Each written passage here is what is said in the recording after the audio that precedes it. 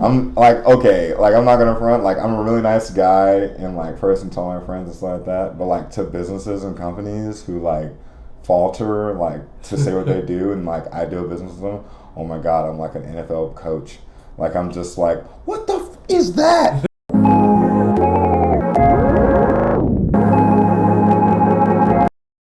And we also have you. You're on right now. What's going on? Your camera's right over there. What up, camera? How you doing? I hope everyone can hear us. I know everyone can hear us fine, actually. I'm very deeply confident. Shout outs to Francois for allowing us to use their mic and the soundproofer on it as well. Francois, holy shit, dude. Thank you. Hell yeah. As always, man. So, this, I would love for you to hit this ball. It's 420. Oh, yeah. Would you be nigga? Would you like to hit this ball? Am I allowed to say that? Yeah. Yes, nigga. Yes. The fuck? Run the tree up. Any fucking look, man. This is a place for us to be very candid. I haven't tasted water that good in a while. What water have you been drinking? Oh, we just got to replace the fridge filter. Gotcha. You know how that goes. Dude. You know. We got wings. We got bitches. No, I'm kidding. There's couch, but no bitches. That's Grimy. But you know what? I call them ladies. You better call them ladies. Well, I don't know, man. I heard this song a while ago called "The Bitches," and it goes into explaining. The rapper proceeds to go into explaining what bitches are and the difference between bitches and beautiful women, beautiful, sweet, kind women. What's the discerning fact? What's discerning about that? Like how do you discern between bitches the two? and Yeah, beautiful, sweet, fine women. I mean, I can guess. Yeah, there are various actions and habits that this rapper distills that helps you understand the difference between beautiful, sweet, fine women and the bitches. Okay. Grown women and the bitches. Okay. I'm not a fan of calling girls bitches. No. To their faces. And even as a joke, it makes you uncomfortable right now. No, it's true. I mean, I agree. I mean, it's crazy because, like, the term bitches is a unisex, omnisex term. Yeah. Men can be bitches too? They can be. A lot of men are. I'm telling you. That behavior. It tears me up inside, you know? I'm turning this brightness down so that people can see the Japanese man behind you. Just turn the backlight down. He behind me? Yeah. It would be great if we had a green screen and had like a Asian man just over my shoulder. You know, just a big Asian man over your shoulder. But for now, we have Sumo, Franscois Custardoy. Custardoy. I like to call you Custardoy. That's okay. It sounds sexy. I'll take it. Hey, look, I'm a man of many nicknames. A man of many nicknames. I have 8 billion nicknames. Yeah, tons of nicknames. But Francois Custardoy. Yeah. Correct. That'd be the one. That's what the fuck we know you as. What is McPanther wants to know what your favorite wing flavor is. Lemon pepper with teriyaki sauce. Yeah. Are these acceptable? Are they acceptable? Are these acceptable? These are far more acceptable. Well, not far more, but you know. These are fine.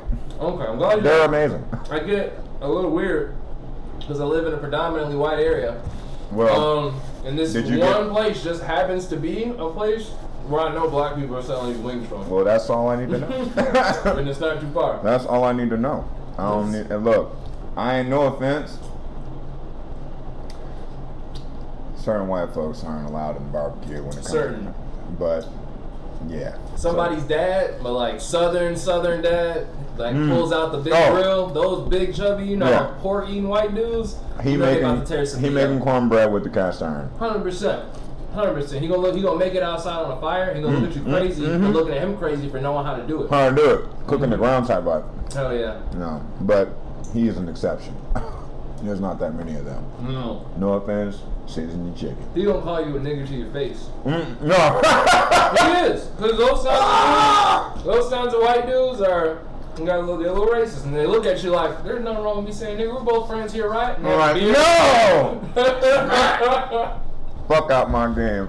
We cool though, but don't do that. Yeah, please. Don't do that. Please don't do that. You come from a generation I know you can't run. Tell you your face how it is and what's up. So tell us, my friend. What's up? Are you a Georgia born? Are you a Georgia native? Yes, I am. I was born in Stone Mountain, Georgia. Born in Redan. I would like to say where some of the greatest creatives of the world are known from is from Stone Mountain. So from Stone Mountain. Okay. Born and raised Redan. Born at DeKalb Medical. Lived here my whole life. I traveled a little bit here and there, but lived here my whole life. I've literally seen Atlanta have all grass. There was no infrastructure, just all grass. And now it's not grass. So, okay, because as you know, I'm not from here. Every time people think back to this nostalgic Atlanta, even my grandfather, who is from Chicago but lived in Atlanta for a while himself, he points out the similar things. Was this, how much of this city actually existed when you were younger? Where you are right now didn't exist. Where I am right now didn't exist? It was just grass. This apartment complex right here probably didn't exist until like 15 years ago. Damn. Yeah, a lot of Atlantic Station was not a thing. So then it was just like a few roads. Like it wasn't really anything over there. It was a few things, but like the IKEA, the like Atlantic Station mall set up, and like some of the hotels over there were not there. It was just grass. It was just fields. So then underground Atlanta was a thing. It was. Okay. But it was different. I understand that it wasn't the way that the galleries and shit are set up now. People said there were whole ass like. Oh, side note. That's where they used to sell slaves, if you didn't know that. Really? Yep. When? Right. You know, when they were selling slaves. They used to sell them at Underground? Underground. It was a train port. Yeah. So if you ever go, you know where like, you know that big place, you know, I don't know if you've been, what other, you know, Crystal Visions are like, okay, you know, you've been to Underground Atlanta. You know the big room down the end of the hallway? Yeah. Okay, there. That was an auction house area? That whole area. That makes sense. And this was like where they, back in the day, they had like, when Underground Atlanta was popping, they had like magic shows and video game rooms, arcades, they had all kinds of shit. It was really booming. And then, I don't know if it was like Sonny Perdue, the mayor, but he came into Atlanta, got voted in, and killed Atlanta. Right at the Freaknik. What was the first thing he killed? Slayed Atlanta, huh? Was Freaknik one of the first things he killed? No, Freaknik happened, and then it was like one of those one-time things. Like, I mean, it was like, well, they did it a couple times. I think it was like maybe 2 or 3 times, but after the Freaknik era, that was when all the bars had a law that they could not be open past or serve alcohol past 1 a.m. Yeah, notice like when you do like nowadays, you go to any bar, last call is 12. Yeah. Beforehand, it was like 3. It's like 3 a.m. Damn. Yeah, and there were a lot more bars in Atlanta. There was a lot more city in Atlanta. And then they destroyed a lot of the buildings. Like, they destroyed, like, a lot of buildings. Like, they got rid of a lot of things in Atlanta. Damn. And, yeah, like, Atlanta became really quiet after a while. And then after that, it became more quiet. And then after a while, it started booming. Because around, like, 2007, 2008, it started to like kind of begin. It was like beforehand, it was like 2004. Then Stonecrest Mall got built. In like 2004, 2001 is when Stonecrest Mall got built, and that was like when Atlanta was kind of like building itself back up. And then 2008, 2009, gentrification started really happening in Atlanta. And then now, 2020, and so now you can really fucking see it. It's like literally everywhere. Atlanta has like just buildings everywhere. Parks, apartments. Yeah. Right next Too to high. each other, all this Too shit. high. Alright. Fucking 3,000 a fucking pocket. Hell yeah. This is stupid. Yeah. Houses are fucking $500,000. Oh, Mayor Campbell. Yep, that's right. You're right, Mayor fucking Campbell, fucking asshole. Yeah. And I mean, granted, Freaknik was like a freak experiment. I don't really support Freaknik like that, even though I like Freaknik, the idea of it, and it was cool, but a lot of really weird, not really good stuff that happened at Freaknik. Yeah. I heard it also stopped at the freeway too, like the highway. Oh, they shut everything down. Police officers weren't allowed to get in. Really? No, for real. I'm dead ass. They shut down the highways. They shut down like Spaghetti Junction. Like, they shut down a lot of Atlanta, like, to party. Party all over. Like, partied on the highways, partied on like freeways, neighborhood streets, everywhere. Damn. Yeah, it was just everywhere. But do you think there could be something like that again today? Controller House. That's probably about it. Like Controller House is the biggest. Or the modern idea of what Freaknik was. Yeah. Like, it's probably those close. It's not like, granted, minus the sexual energy. Because, like, Freaknik was all about sexual energy. It was. Which, from what I've heard.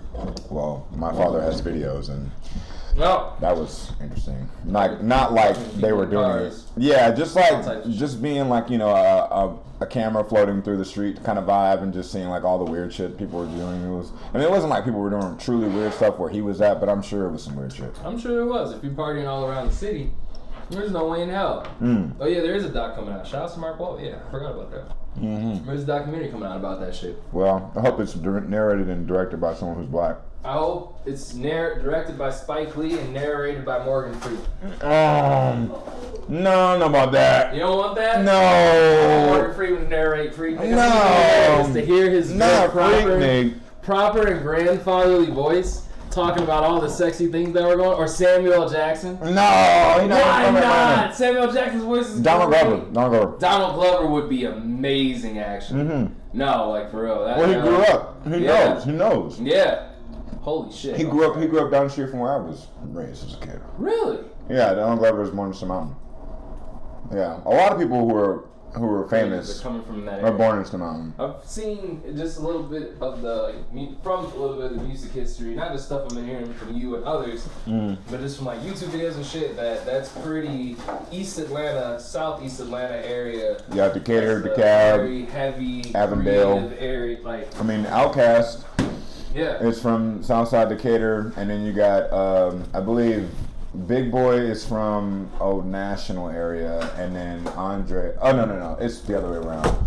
Andre is from Old National area, and then Big Boy is from like Decatur, Decatur side. Like, yeah. No, I believe that. Don't quote me on that, but I do believe that that's the case. But either way, like Atlanta, Decatur, like Decatur, Stone Mountain, East Side. Like, people say it's not really Atlanta, but in retrospect, Atlanta is really like, all the artists don't really come from the center of Atlanta. Like, they come from the east side or the west side. Like it's like either one of the two, because like that's where the black folks live. Yeah. And even further south, so I learned like even further south, I have some cousins through my grandfather who lived down there. Apparently, this is a little bit past College Park, I think. I think, is it Conyers? Isn't that past College Park a little bit? What is it? Conyers? Yeah, Conyers is it's like near like, it's just south there. I think Conyers is south. It's like past Stonecrest. You gotta go Stonecrest down 20. Gotcha. Or maybe it's north. No, Conyers is north because it's near Social Circle. It's like northeast. It's more east than north. I'm seeing east here. I'm seeing some southeast here. Yeah, it's like right in there. It's like really in the really weird area. If you take 20, like all the way past Stonecrest, you'll run into Conyers. It's literally like right there. But anyways, as you were saying. Well, honestly, I'm glad you know a lot about the city, but I'm here to talk about you. So. Yeah, that's cool. I mean, that's where I vibing, but that's where I come from. I still want to keep this focus. I'm gonna reel this shit back. No, roll it back. For one, don't forget to hit the bong. Also, we have fries here. We have wings over here. Just let me know if you want to move them over. Okay. And there's more weed for the bong if that gets burnt out. So, here you go, my friend. Thin cookies. They're even hybrid. It's Thin cookies? Yes. Thin mint cookies. Oh, that's what's up.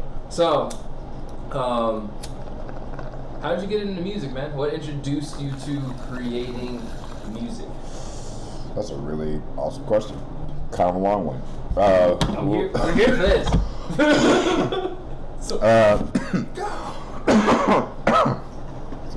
Some good shit. So as a young kid, my father was always a DJ. Like even as a young minor, my dad always was a DJ. My dad was from New York. He DJ'd with like Grandmaster Flash and all those cats in New York. No shit. Yeah, he knows a lot of cats in New York in that scene. Shit. And so he's been DJing for a long time, since the way early 80s, 70s even. And so throughout that, I got really used to music. I really got interested in music. Yeah. But as I got older, my mom, tried to give me a piano. I fucking hate teachers. I like teachers who, teach, but like common public school music, fucking ass. Yeah. So basically, as I got older, I basically just taught myself music theory. Okay. Like, this is a kind of a weird story. In 2000, like when I graduated high school, I wanted to learn how to play guitar really well. Now, granted, I played piano first when I was a child, but only for a little bit because I was a kid and I was like, oh, let's skateboard, let's do everything else.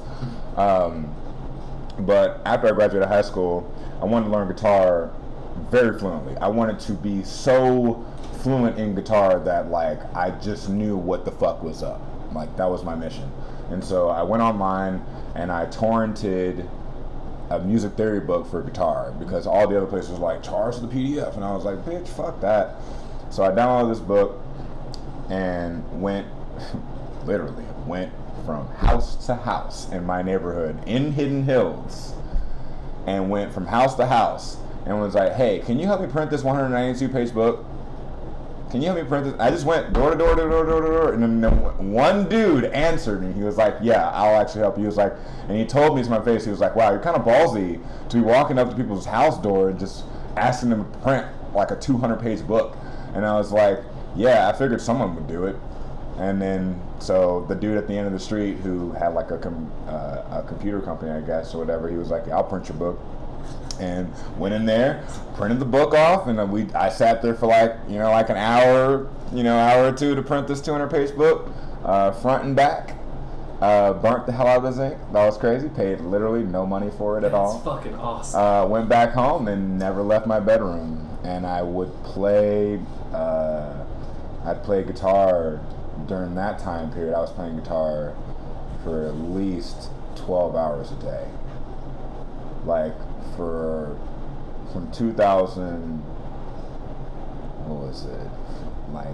I played guitar initially at the age of 16 because I had a terrible connection with my dad at the time, which then put me in grounding all the time. So I went to Toys R Us and bought a guitar and practiced playing guitar that way after getting into it.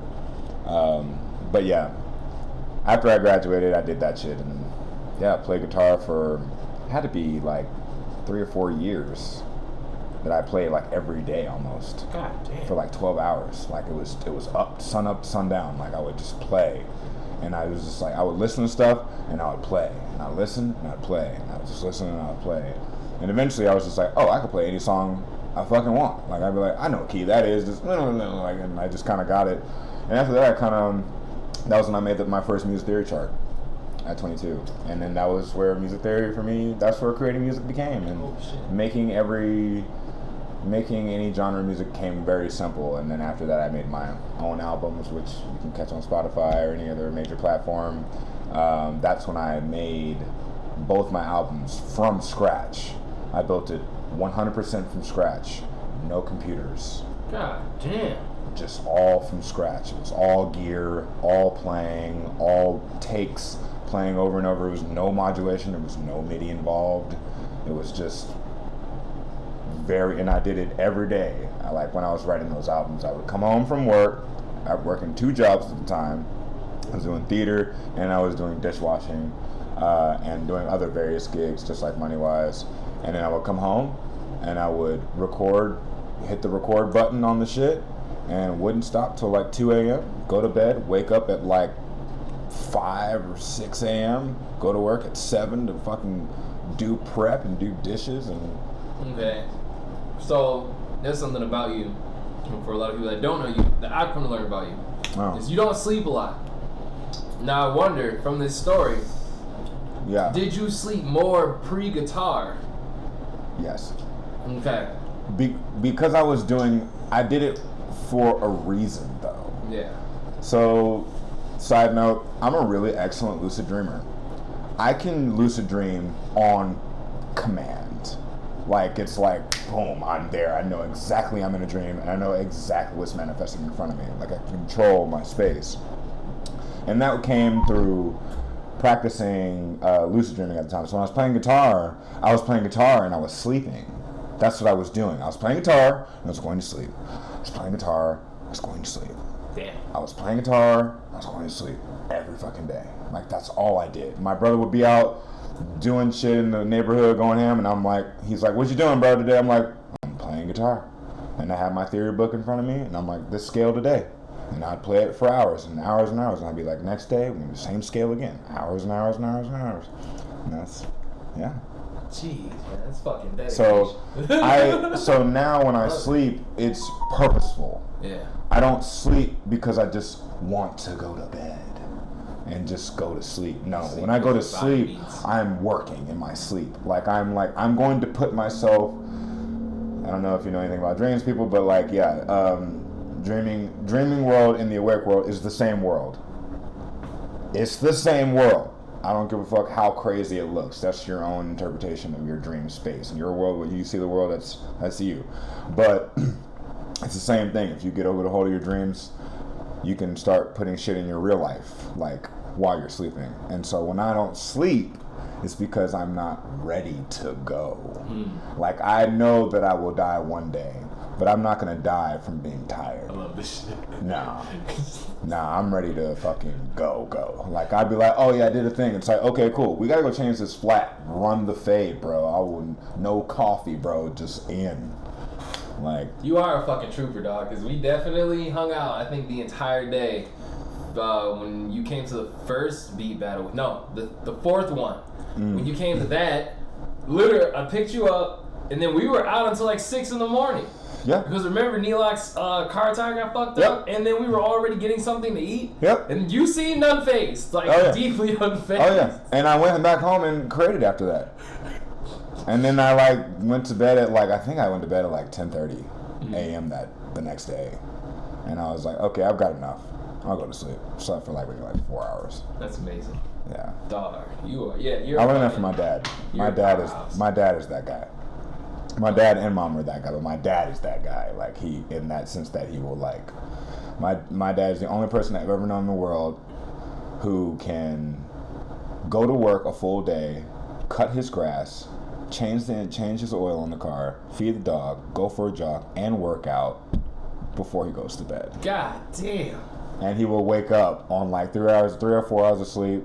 This motherfucker looks like he's 18. He looks young as fuck. You would not know that he's 60. You won't know that he's close to 60. And he just will always be that way forever. So, having to live with a motherfucker like that, it's kind of hard not to learn how to keep up. Because, damn. So, yeah, don't sleep.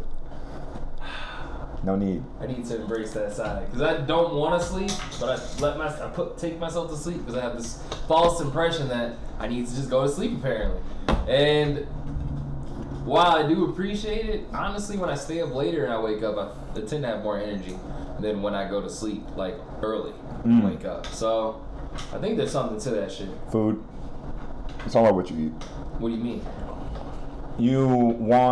If you want lots of bountiful energy, period, just in general, water and good food. Clean food. Clean, you have to be a vegetarian, but clean food. Yeah. And not eat as much meat. Yeah. Because what happens is a lot of people don't realize is when you eat a lot of meat, and don't get me wrong, I fucking love meat. I'm eating chicken wings right now. I'm gonna fuck these hoes up.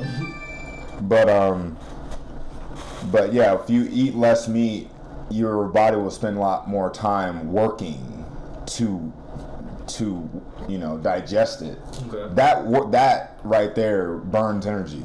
You become tired just from your body like trying to digest your food. So if you want more energy and you like don't sleep as often, just eat good. You'll be fine. Okay. You'll be able to conquer a whole 12-hour day after that. I think I'll keep doing that then. Cause I already eat pretty good. How many meals a day do you eat? Like 3 meals a day, but I snack a lot between. But I also work out in the morning. I work out for 3 hours. Okay. So, and I fight. So it's like, yeah, I'm doing like it's so all different. cardio, a lot of like, you know, strength conditioning type shit, strength training type shit, and like I'm like lifting. I'm doing like explosive overload style lifting. Gotcha. Where I'm like, you know, just carrying the cow from when it's born every day, you know, up the hill kind of shit. So I still think, you know, eating a lot of calories while also eating the right things could be pretty beneficial. If you limit it to 2 meals a day, you'll have more energy. Yeah. I do 1 meal a day. Yeah. And I've been doing that for like. Now I'm not saying this means I'm better. This has nothing to do with that. I'm taking that. But when I eat 1 meal a day, I can not only burn through what I eat, but I can get every bit of energy I get out of that 1 meal. And I can feel it escape me. Like I'd be like, okay, here's the wall. I'm at the wall. I'm like, okay, let's get like a little snack or like a half a meal, like something to just kind of keep it going. And after that, I'm straight. I have more energy. Then I'll go like a whole 12 more hours after that. And I learned that from my dad. And I learned that from his friends because that's how they live. They do like 1 to half a meal a day. Okay. And it like, because when you eat 3 square meals a day, like solid square meals a day, your body spends a lot more time digesting. Yeah. And so you just become tired. You're eating morning, noon, and night. And at night, when your body could be digesting from like, say, if you ate lunch around like 4, it will digest all of it. All of it from 4 till the next till day. the end. Right. And then when you eat, like that's why a lot of people when they go to bed, they'll eat like a little bit of sugar or like something really sweet to put the acids in the stomach to break it down it further, so it makes you sleepy. You go to bed, now you wake up empty again. You wake up fully empty. Wait. They consume sugar? Yeah, like a snack, like something to top off the want to eat more. Yeah. Because like sugar caps your appetite. Yeah. Like it'll, you know, like they say don't eat sweets before your meal because you'll spoil your appetite. Yeah. Yeah, so it caps your meal for you. Like if you've eaten enough and you say that you've eaten enough, you eat like a little bit of sugar, a little bit of snack, you won't want to eat afterwards. Like a little bit, not like go ham, just like, you know, get like a chocolate bar or something. Like a chocolate bar, like, you know, like a kind bar, like, you know, chocolate milk, like, you know, like, or like a cake, or like, you know, something like a snack.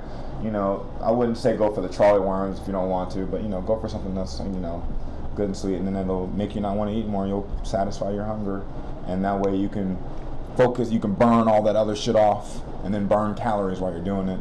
I know this is like more than what we're talking about. No, my dog, this is. But we're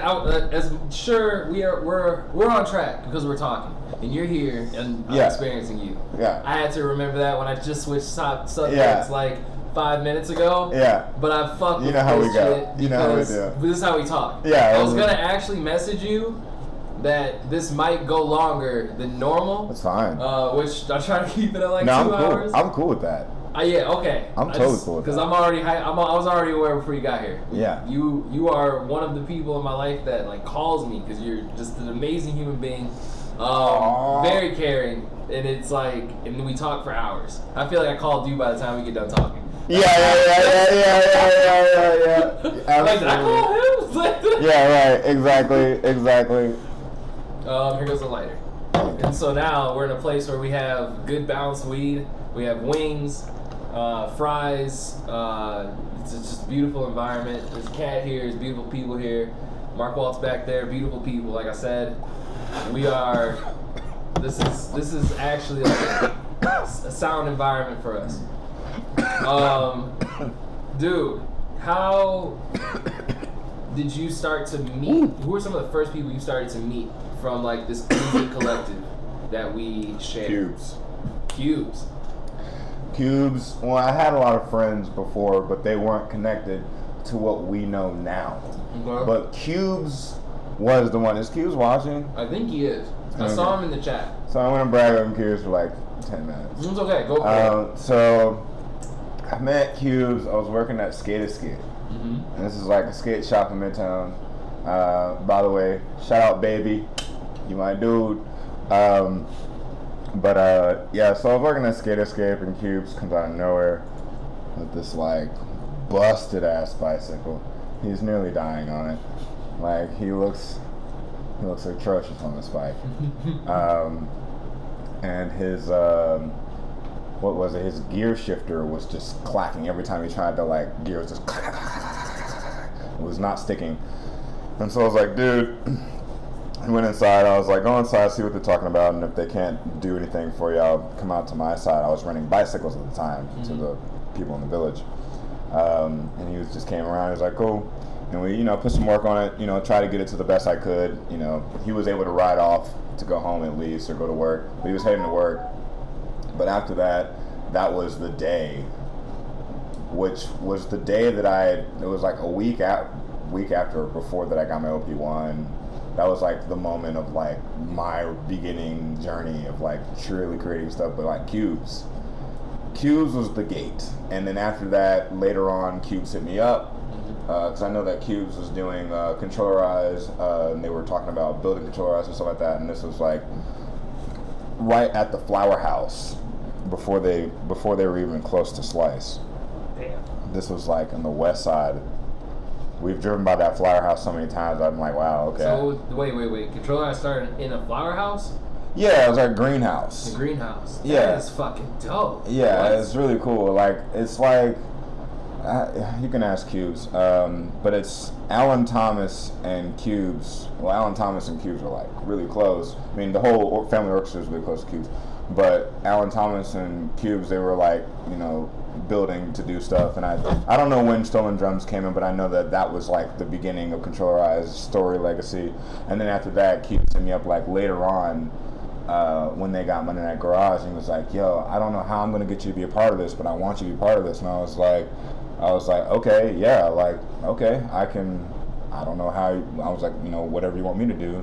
And then I showed up, found a lane, Controllerize, or Auxillo was made by the idea and whim of like, just me and Cubes, literally out one day at Controllerize, and we were just standing on the back deck, looking at the back deck like, we really need something here. And like, Cubes was like, yeah, like I think, we need something. And I was like, dude, like, I got like a speaker in my house, and I got like a mixer or something like that. I was like, we could just like set up something here. And then we just pretty much just went and I went to my house and grabbed my setup in my room and went and brought it out, and it just happened to be so successful. We were just like, well, let's just make it a thing. And then Auxillo was born, and then I had a part in Controllerize. And that's how I got into the thick of with all these people, all these, because before that I was really in like the punk, noise, and metal scene of Atlanta at the time. Then I have to wonder to that real quick. Did you know Hunter before? Yeah. Through that. Absolutely, I knew Hunter when they were in their punk band. Really? Yeah, That's like, awesome. And they were dressing up like Ness. Playing on stage. That's fucking awesome. Yeah, that was when I met, and it was crazy because like, so when I was living in like Peoplestown at the time, this was like 24 Franscois, like 24, near 25. I didn't even have a car at the time. I had a car a little bit afterwards, but yeah, my buddies who I was living with there at the time, I went to a show. This is when I was going to a lot of shows and collecting a lot, what you see in my room, those set lists and stuff. I was collecting a lot of that stuff at the time, and that's when I seen Hunter's group, which forgive me, I don't remember their band name. I don't right now. Actually, it was Hunter. Was it Hunter? I want to say, yeah, it was. No, it was something else. It had his name in it. I remember, if I remember correctly, when he was here, and he told me about it, he said that's where he got his name from. It was their band name. I'm pretty sure before their band disbanded. I'm pretty confident. I'm sorry, Hunter, if I'm wrong too, and it was something else. But maybe I wish I could like watch a replay like live on the TV in the future. We'll get there. Roll the clip. Roll the clip. Go to roll the clip. But that's fucking dope, dude. Yeah. So Yeah, I was really big into like the. That's when I met, when I first met Shawnee Georgie. Okay. No Eyes. That's when I first met Shawnee. And Shawnee was like really a lot younger at the time. Hairstyle was completely different, you know, like Really? Shawnee's style was completely different. Like it was very similar, but not the same. Shawnee now is way more graduated, more full form style stuff. Final Frieza form. I mean, for real. Like they're really. By the way, shout out No Eyes. They're fucking crazy. Shout out Hunter. Yeah. So they really are incredible. But yeah. So that's where I was beforehand. That's when I made my albums. It was when I was in that time period where I was making a lot of. I was really inspired by like shoegaze stuff and like post punk, like noise music, like ambient stuff like that, like dream pop, like really big into like drum and bass and stuff like that. And so being in that, I was like, man, I really wanted to make a genre of music that was not like shoegaze, but it was the opposite of shoegaze. It's like I call it sun gaze, because shoegaze is music for staring at your feet. It's called shoegaze. You're shoegazing. That's literally what it is. Like you're just like sad boy, you know, shoegazing. I didn't realize that. That's literally the name. That's why shoegaze exists. Like people be like, you know, shoegaze, oh, it's dreamy because it's gazy. I'm like, no. You're supposed to stare at your shoes when you listen to that shit. That's like you're like chilling, like you might be sitting down, looking down, thinking about some shit, kind of situation. Just looking deep. Just looking deep as fuck. Deep thought type shit. Yeah. Holy shit. Mm-hmm. That's what I call shoegaze. That's amazing. But I wanted to make the opposite of that. So I made sun gaze, which is just staring at the sun. And so I wanted something that's like, you know, 160, 180 BPM style stuff, close to that, in that genre to make it that way. And so when I was at that time, I was really influenced by that sound, and that's when I made Self and then Themselves, is that albums that are out. By the way, check them out. If you're ever bored, you want to listen to some dreamy stuff, you can close your eyes to. Check it out. Dude, that's fucking awesome. The way your stories connect with everyone else's is it makes this experience for me very meta. Yeah, and it is. No one else is here. Like we're talking about. They've been here. Yeah. Except cues and like just hearing how they can kind of intersect that way. Yeah, and it's crazy because like I can tell you just about when everybody came in. Like I can tell you about when like Radic came in, like. And it's crazy because I remember seeing Radic, like I think Radic came in around like the deep end, I believe. It would have had to have been around 2019 or 2020. Yeah, I was gonna say I think it was the deep end. It may have been a little bit beforehand, but when I really started like seeing them and like getting in the scene and stuff like that, it was like. Actually, it was 2018. Yeah. 2018. So that was deep in year. Yeah.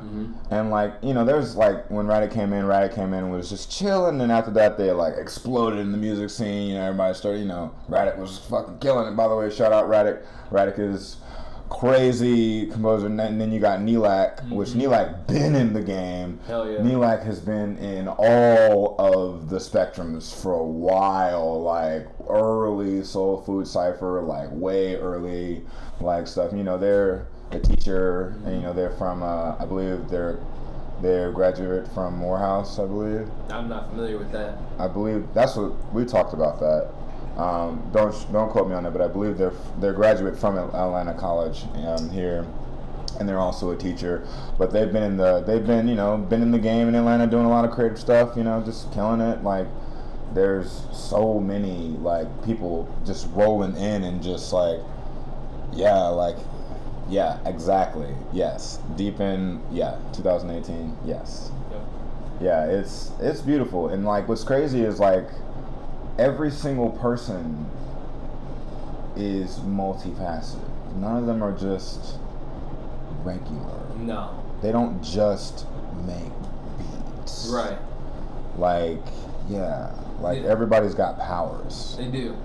Very much. Through doing this, I've been learning that the special abilities are all It's literally like anime. Y'all are like a bunch of anime characters, but I think y'all like a bunch of like martial arts schools. You're your own martial arts schools, and you have your own special techniques that like no other martial art can do. True. And you all learn fast as fuck, like somehow. Yeah. And that only is ever applied to your technique.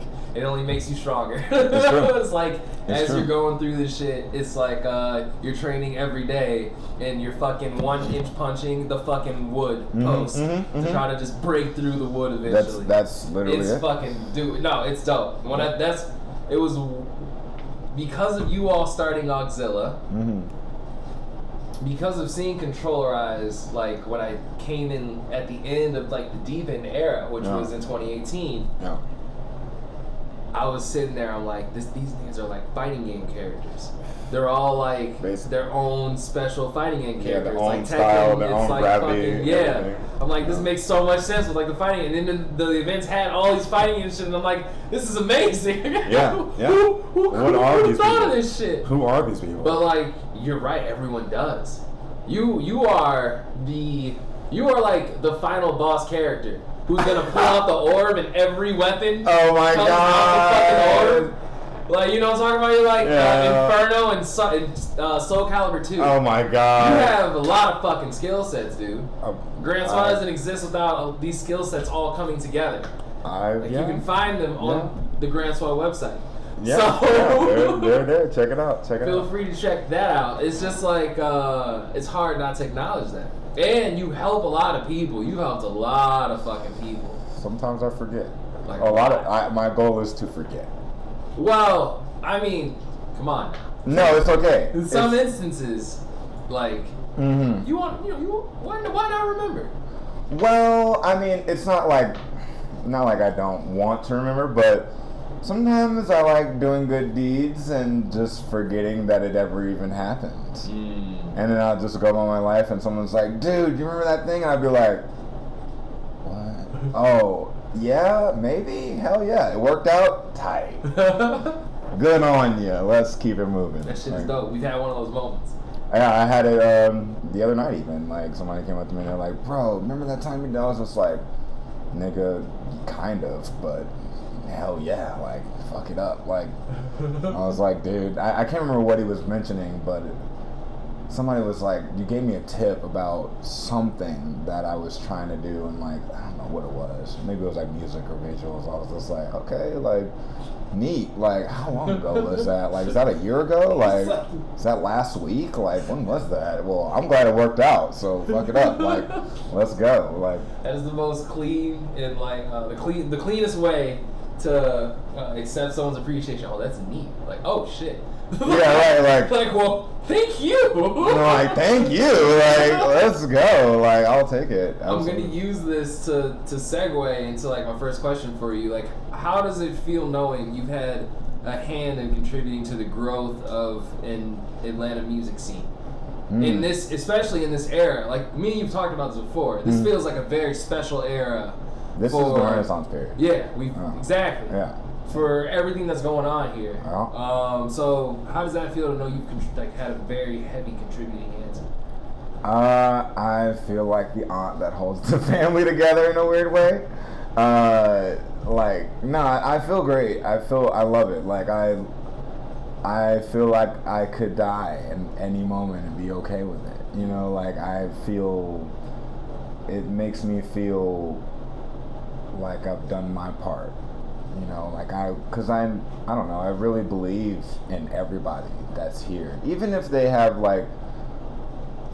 their creation is kind of not okay, like, you know, maybe it's kind of damaging. Yeah. You know, I do believe in the fact that people have the light within them and they can, and I don't mean that like in like a biblical or like God sense. I mean that in like a literal, like, physical sense. Like, you know, if they got the light about them, they're just, you know, bounding light, you know, they're dishing it out. They finally learn about it as they're going through their, because, you know, a lot of people who create stuff, sometimes they get really rough in their expression, like they're punching themselves. Like, you know, they make music and at the end of the day, it like punches them because they don't believe, not that they don't believe in that message, but that's not the message they say now, you know, like that's not who they are now.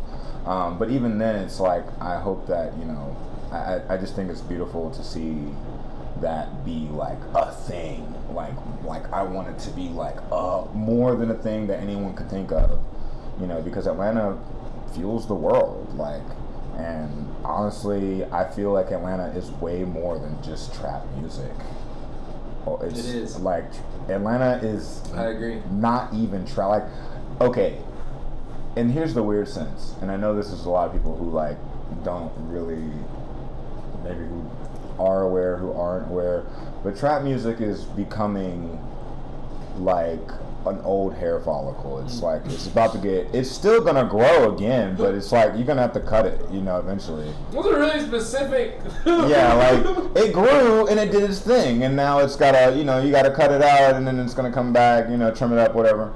But now Atlanta is the home of, which it's always been, but it's like really happening now, is this like really unique off-flow, on-flow, off-flow type vibe that's happening. A lot of people in Atlanta are going for the off-beat stuff. Yeah. They're going for the stuff that like challenges the listener, but also gives the listener a new palette of understanding. Like and that's what I mean, like when I say like trap music is going to get overflowed with. Now, granted, trap music is going to be big because, you know, you got big motherfuckers in California doing some weird shit, you know, putting people on that they have a certain message and narrative to, but that's for another day. That's a deep discussion. We're going to keep it black and we're going to keep it brief. You know, I can't take credit for that line. By the way, shout out to the lady who made that line. Really smooth. She kills it. I like that shit. But yeah, as far as like the creative scene in Atlanta and that sound in Atlanta, there's no other place that really touches, you know, like, because New York has a lot of sound in general, and everyone travels to New York, so you get a lot of eclectic people there who aren't necessarily from New York who make sound. But in Atlanta, people who are from here who make stuff that no other place is making. And granted, and I'm not saying it's the best place per se, it's just very unique. It's very dense. To be small, you know, because Atlanta's not really big. It's not really big, but it is still a nice size. I'm gonna tell you, and I know that's like, okay, like, it's spread. It can be redundant, but it's spread. And I think that's just it. To me, the sense of like the perimeter being what Atlanta is. Yeah, the perimeter makes that perimeter is big. Yeah. So, you know, Atlanta is just New York without the train to get to the borough. That's all that Atlanta is. It's the prerequisite to that. Okay. Like, New York is like accelerated growth in that respect. But like Atlanta, if you look at Atlanta or like the perimeter 285 as a thing, you know, like you got north side, east side, you know, you got all the cardinals. Yeah. But they all have boroughs yeah. in them. You know, they all have like cities like that grow within them. And so, but there's no train line that really connects them. No. But if there were, it'd be different. So it's like, but I feel like because Atlanta has so much greenery, allows creatives to have more space. Yeah. And they're allowed to create as they want when they want. Yes. Like, you know, I've noticed that. Yeah, this is the only place that I know that allows you to create as you want. Okay.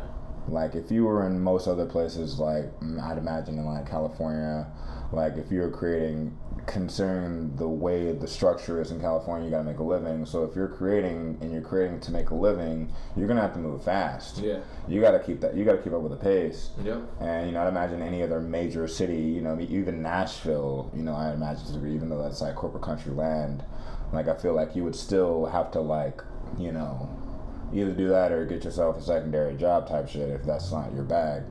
But in Atlanta, I feel like you can make as much money as you want or as little money as you want. Yeah. Whenever you want. You can choose whenever you want to do that. What do you mean? I'd imagine there are some people who are like, how does one do this? Well, I mean, it's easy, right? Like, so in Atlanta, you can live humbly for cheap. Yeah. Meaning you don't have to go out, you don't have to spend lots of money. You can live humbly in Atlanta, like, truly. Yeah. Like, you truly can. I don't mean that to move here. If y'all move here, I'm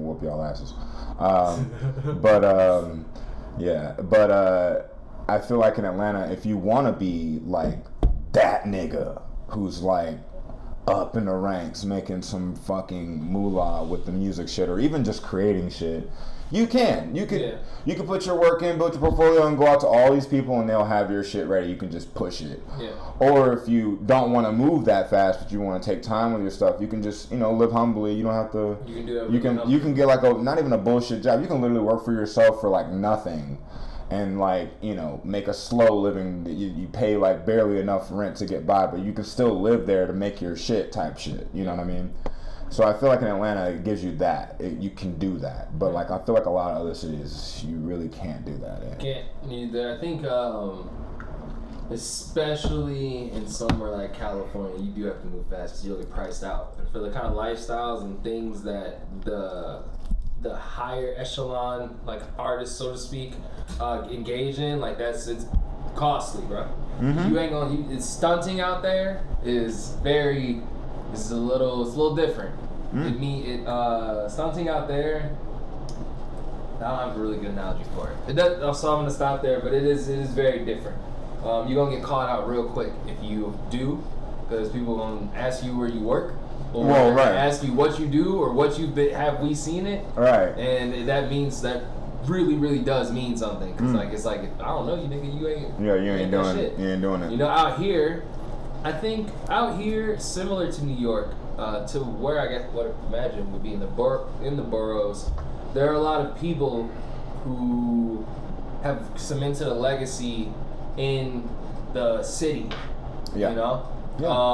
And the city recognizes them in a different way. So being a local hero or like a hometown hero, that kind of thing, it really does have gravity to it. Here. In other places, it's not really like that. It's just so, you know, you're dealing with gentrifications in some areas. Some cities just really ain't about that shit. They just stuck to industry and all that, you know, whatever. Yeah. Like here, and I would say in in New York, because especially when I there's some places in New York for sure. Think about hip hop and its birth. You know, it was really around those grassroots people who were really fucking making waves, you know? Well, New York has got the stuff. A lot of respect. Well, New York's got the stuff. Exactly. That's home. That's New York has all the genres. It has all the genres in one place. You will be able to, you can hear anything from Southwest Asian style music, and I mean authentic Southwest Asian style music, all the way to North African, South African, you know, Latino, North South American, full mid South America. Like, it's got all the stuff. If you want to go and find, like, you know, throat singing, there's a place in fucking New York, I guarantee you, that has that you can go to and watch and see. And they have all the stuff. Yeah. But what's cool about Atlanta is that the people that are here make it what it is. And that's just it. That's literally what I was about to say next, is like, it is, even for how many different kind of genres exist here, one, they bleed over a lot. Yeah. And two, those genres, it feels like they really have, like, they're cemented in, like, authentic communities that you can really point out. Yeah. You know? And fuck with. Sure. Like, I honestly, last year was the first time that I had seen like in evidence or in the existence of an EDM scene. But now that I've seen it, I keep seeing more shit about it. Well, like the electronic music scene and all that shit around here, I'm like, I didn't know this existed for years, bro. Because I've been like in this, engaging with you all and engaging in this collective, like, but even this collective is its own separate, like, experience that bleeds over into some. And what's crazy is there's a crazy EDM scene in Atlanta. And I don't mean that on necessarily a good or bad way, but it's like there's just a lot of EDM artists in Atlanta. There's like a lot, like an overbearing amount. Like, I know you may not necessarily hear about them, but because I know like you're in a certain branch of community, you know, like these branches don't necessarily mingle the same. Because I'm not gonna lie, I'm not trying to like shit. Like, EDM music is really tight. But the EDM collectives that are in Atlanta, they heavy white, no offense. They just hella clicked up. Like, Like, I mean, I've done a lot of EDM concerts, and like I've been to EDM like I've done glitching at a couple EDM concerts. I've been to EDM concerts. I've been to Burns and local communities, stuff like that, and it is really tight knit in a very specific way. And so I feel like the EDM scene is a lot, and there's a lot of EDM going on in Atlanta, especially like in places like District, and you got Terminal West. Yeah. I don't know if anyone knows about the Quad. If you do, no, I'm sorry. Bless your soul if you know about the Quad. What's the Quad? The Quad is an old venue that used to exist. So during 2009 through 2011, there was like a really big EDM boom, like a EDM explosion, my nigga. They know. Yeah, there was an EDM kaboom, my dude. Damn. There was like Horrible Children. There was Digital Horizon. There was what is it? Not Camel Crest. There's another group, and then you have the Quad, and then people that branched out from that. And so this was more dubstep than like drum and bass or like hyperpop or any of that shit. It wasn't any of that. It was just straight up EDM.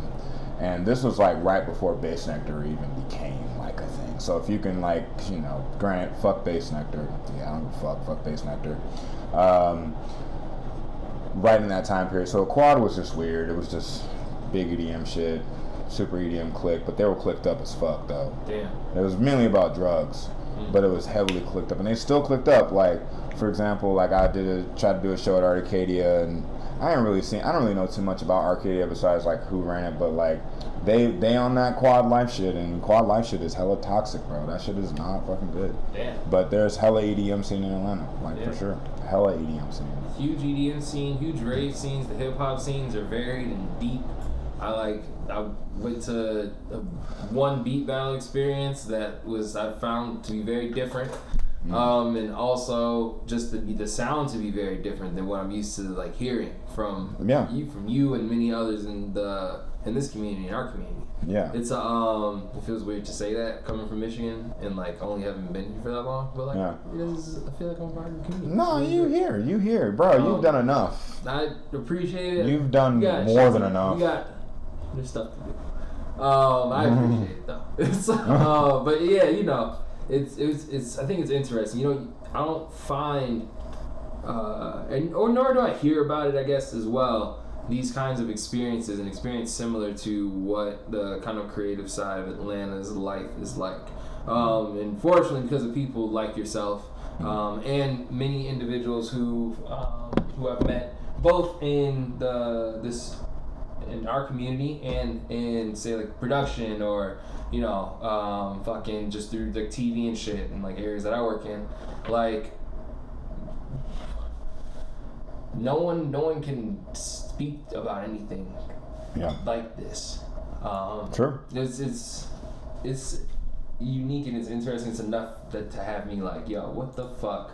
Like, why would I go anywhere else right now when here there's this like untouchable growth? You can't touch it, but you can feel it. You really can. You got to be there. You really do. You got to be there to experience. And like being in Atlanta for as long as I've been here, I've literally been in just about every group besides I've been in just about every little clique that could be in, like, even for a while, like I was in like the Met scene where what's that? Where the Mint is now.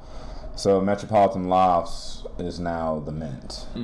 But before it was the Mint, it was just Metropolitan Lofts.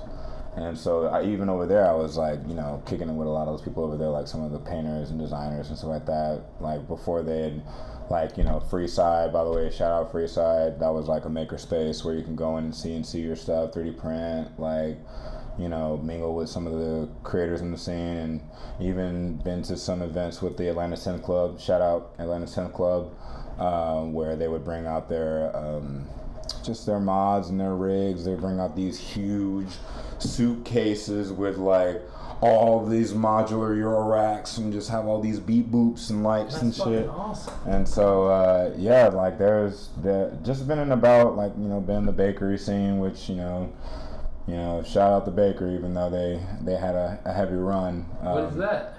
The bakery was a cool gathering place that people would, just play shows, have music, theatrical stuff. They've created a lot of cool stuff for space in Atlanta for a while.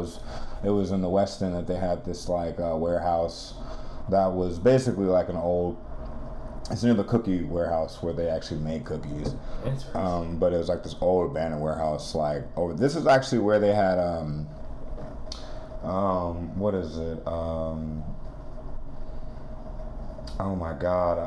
Apache Cafe. Really? So Apache Cafe moved from where they were, I guess, in Atlanta, in downtown. Yeah, downtown. Yeah. They moved. It was during the pandemic, or like a little bit before pandemic era. It was like a year. It was like 2 years, maybe a year and a half before that. Yeah. They were in the West End. They would have like the spot in the West End. Yeah. This was like pre Monday Night Brewery Controllerize. Like this is like right before Controllerize was doing their thing over there. Or like they were there, but they were like coming into Monday Night Brewery. Yeah, wasn't Mike Sick used to run his bar exams in there? At least I think I went to one that was in there. At the bakery? I think so, yeah. I think if the place you're talking about is the place I'm thinking about, then yeah. It was a gate, and it had like a large parking lot. It had a large parking lot, and I don't remember a gate. I remember it having like a little skate park in it. Oh, okay, yeah. Or is that a different place? That's I think that's the place, yeah. Okay. It was like when you pull in, it was like to the left. Yeah. Yeah, like loading dock area. But yeah, the bakery was cool. That was cool. But there was a lot of I've been in so many cliques, like just been like kind of just floating through, like like different scenes and shit with different people. And then you found this collective of individuals, and Cubes. You found Cubes. Well, Cubes was like summoned, and I was like, what up? And then he was like, so there's this thing, and I was like, okay, cool, I'm there. Like, and so then it was like, all right, now this is my home now. The quest begins. Yeah, I was always like, kind of in these communities, but not like how I am in Controllerize. Like, I put like my soul in the Controllerize. Hell yeah. Controllerize is like real family. Like, everyone that's ever come out of Controllerize is always stuck together. Like, you notice that? Like, they like all know each other. They do. Yeah. They really do. Very closely. It's a beautiful thing. I can't say, which also is actually, why I really hold this era and this time in such high regard in terms of calling it like a Renaissance era. Because not just within our collective, it is and throughout the city. It just feels this heat, this energy. It's really just like fucking, it's like simmering, simmering, pulsing, and it's so freaking unique. I don't feel it anywhere else, and I travel around the country like periodically, and have been through the pandemic, back and forth, to and fro. Yeah. And I've never heard of anything or seen anything similar to the kind of space that like Atlanta brings. And so to that, in regards to the people in your life, like, who are some of the people that motivate you to keep learning and creating? Everyone. That's not even a light thing. Like, I will wake up and, shout out to all of my roommates. Shout out No Highs. Shout out Exante. Shout out Elevation. Shout out Of the Weight of It All, Carrie. And yeah, like all of them, when I wake up in my house now that I'm moving to my spot, just off rip, I'm already like inspired when I get up, because I wake up and Jose is downstairs or Elevation's downstairs, like playing like crazy, because they have like a turntable set downstairs, so they like, they'll like play the stuff. We have the speakers downstairs with the sub, and then it's just spinning downstairs already. Like, it's like probably like 11:30 in the morning, like 12:30. Someone's already playing beats. Someone upstairs is like making graphics and like doing 3D stuff, and they're just like on the chat and Discord, like, yo, check out these graphs. and I'm just like, yo, that's sick. Can I glitch that out? And they're like, I'm like already inspired to do something, and then you know someone comes downstairs like, bro, I just did this thing. You want to see? And I'm just like, absolutely. And I'm already like hella inspired. So like I'm inspired by all the people. Like when I watch the stories and I get on Instagram finally, you know, from like doing other stuff because I'm terrible at Instagram. I will like see like your stuff, or I'll see like, you know, Cubes and stuff, or I'll see like, you know, Dark Souls Thug post some stuff, or like, you know, they're doing concerts and stuff. It's everywhere. Yeah, or see like Imp releasing stuff, or like Ali Sahir making a new video, or like Jetpack Jeff making a new video, or like Cartridge, you know, getting in a theater, like a huge theater with all these games and concert promotion, or getting like, you know, shout out B.O.B. for having me, and they were like, yo, you know, like come out, and like, and I'm over here like, whoa, like this is crazy. I'm like, this is beautiful. Like, so I'm like really inspired by like all of my community, like every day I am just in awe. Like it's to the point where like, this is very like secret, but like it's to the point where like I will be on Instagram and I'll see someone's shit and it's like too fire and I just can't look at it. Like, cause I'm like, damn, that's too fire. I gotta go do something. I gotta go do something like right now. I can't just watch this video. I gotta go make a thing. Like I don't know what it is. It'll be like for example, when I saw BPMC, which is one of my favorite glitch companies. Shout out BPMC. Shout out Tachyon Plus. Yeah, when I would see BPMC, they made a modded PS1 that you can glitch on the PS1. Holy shit. And I was just like, I can't even look at this. It's just too beautiful. I was so like, I was looking at this, I was like, damn, what a financial barrier. Yeah. I was like, wow, I don't even know. I'm just like, damn, let me just not watch this anymore. I can't even go back to their page and look at this because it's just too good. Like, same thing with like people who, like all of my friends who have Mark IIs, like, cause I don't have my Mark II on me, I can't even like watch the thing, because I'm like, it's too fine, I don't have one, I can't watch it, it's too good, they're too good, but yeah, I'm always inspired. I'm so much that I have to step away sometimes. I'm just like, this is too beautiful. But what's really cool is, and I know this is like, I'm gonna go down a rabbit hole for a second, and it's only gonna take a second. Real quick, before you start this rabbit hole, would you like some more wings? Sure. These are fries here. If you want some more fries, I think I'll grab some more fries. Here you go. I'll grab you some more wings real quick. Do you have any more? Do you have water in there? I don't, but you need more? Here thank you. you. Go ahead. Jerome, Cat won't let me get up and get my own stuff in their house, so I have to chill out. I did one time, and I got through the barrier. Yeah, he just walked. That was the first time he was in here, and you just walked up in the spot touching shit. Yeah. And I'm like, what the fuck? Yeah. Who does this? Even my homies were like, you let he touch shit? And I was like, yeah, I don't know how he did it. And I'm not familiar with like how someone can just walk into my space. It's called being the light, baby. It's called being the light. I was like, and you know what? You are a wonderful light. What the fuck? And I don't know. I'm gonna need you to let me take care of this shit. No, you're good. You know, let me do this with you, bro. I'm really comfy, actually. I got you. That's the point. Be comfy, be happy, and you know what? I can say confidently now that it is something I get from like my grandfather. It's probably genetic because my dad's like that. His father's like that, and even my mom's father was like that. So just here you go. Give you some fries. Go ahead. Yes, I don't want to grab your fries.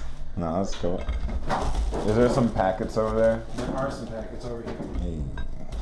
Here you go. Hey. I know everything's a little cold now. Nah, it's fine. Co-processors. I don't even care. I've been broke long enough to know what it's like to eat cold fries. Look, man. And I prefer them sometimes. This food's been here. It depends on the fry, but yeah. So back what I was saying is I love the idea of being in the universe, witnessing the universe as the universe is sentiently witnessing me, while painting my every scene to be the next image of what I am, as I am in the image being painted, knowing that that's what that is. I'm gonna need you to break that down for me, dog. I ain't gonna lie.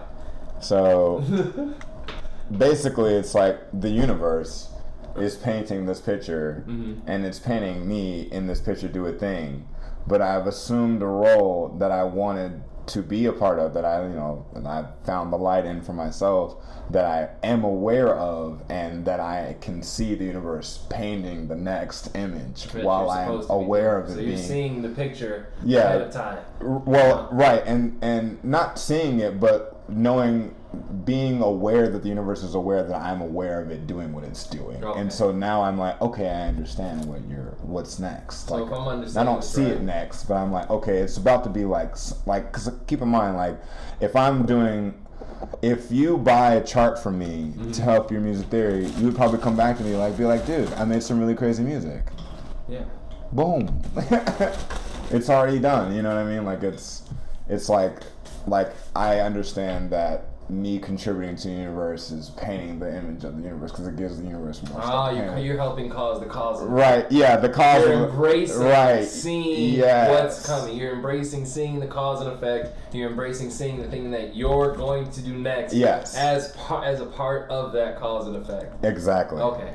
I got you. Yes. I got you. That's exactly what that is. I appreciate you running that back for me. No, exactly, and that's how I see life. Like, as I wake up, every day, I'm like, oh yeah, I'm like, anything can happen. Let's make something happen. And you did make something happen. So yeah. If you started Francois, yeah, right? Yeah. Well, why did you start Francois, and what was your hope to accomplish with? What is your hope to accomplish with Francois? I want Francois to be. Well, my original goal for Francois was to eat Adult Swim. Okay. So, with that being said, I wanted to be better than Adult Swim. I wanted, and I still want to be better than Adult Swim, but I don't want to be just Adult Swim. I want it to be like a creative house where things of any focus can be created. So starting Francois, we just really wanted to get into a community and get help people push their ideas out better, or help them get where they're trying to go better.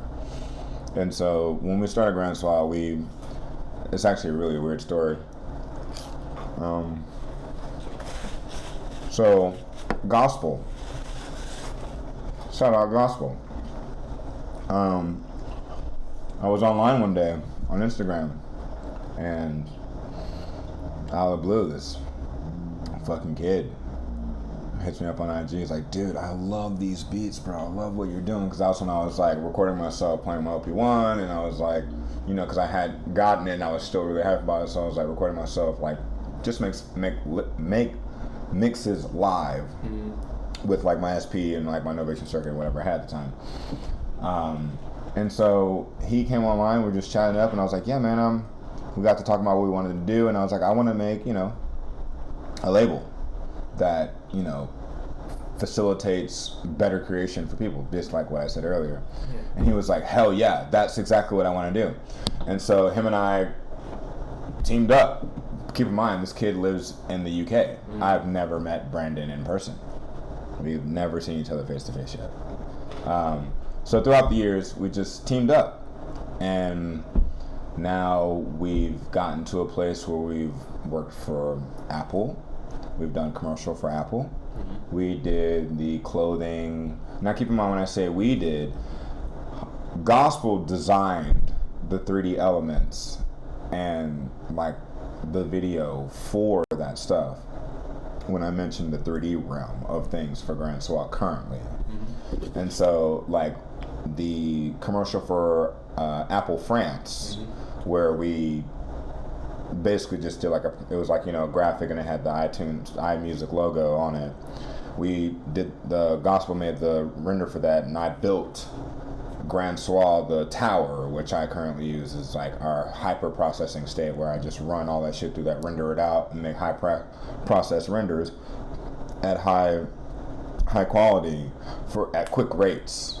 You know, just like pow, like, you know, like maybe like overnight, do like a, you know, a 4K image at like 1,000 to 2,000 frames. Damn. In like a night or two. It's fucking tight. Yeah. And so with that, you know, we basically, you know, now I've made music videos for Rory. Hollow made a music video for Hollow Sinatra. Made 2 music videos for Hollow Sinatra. We did we sent stuff to Burberry clothing for runway stuff, for like graphics for runway. Done fashion shows for New York and stuff like that, just making like gospel made graphics for the 3D visual for their runway. Damn. And so now Franscois is basically a young Gynex studio now. Fuck with it. And so, but now we're stronger. Now we're a lot stronger, and so yeah, Franscois was built 3 years ago.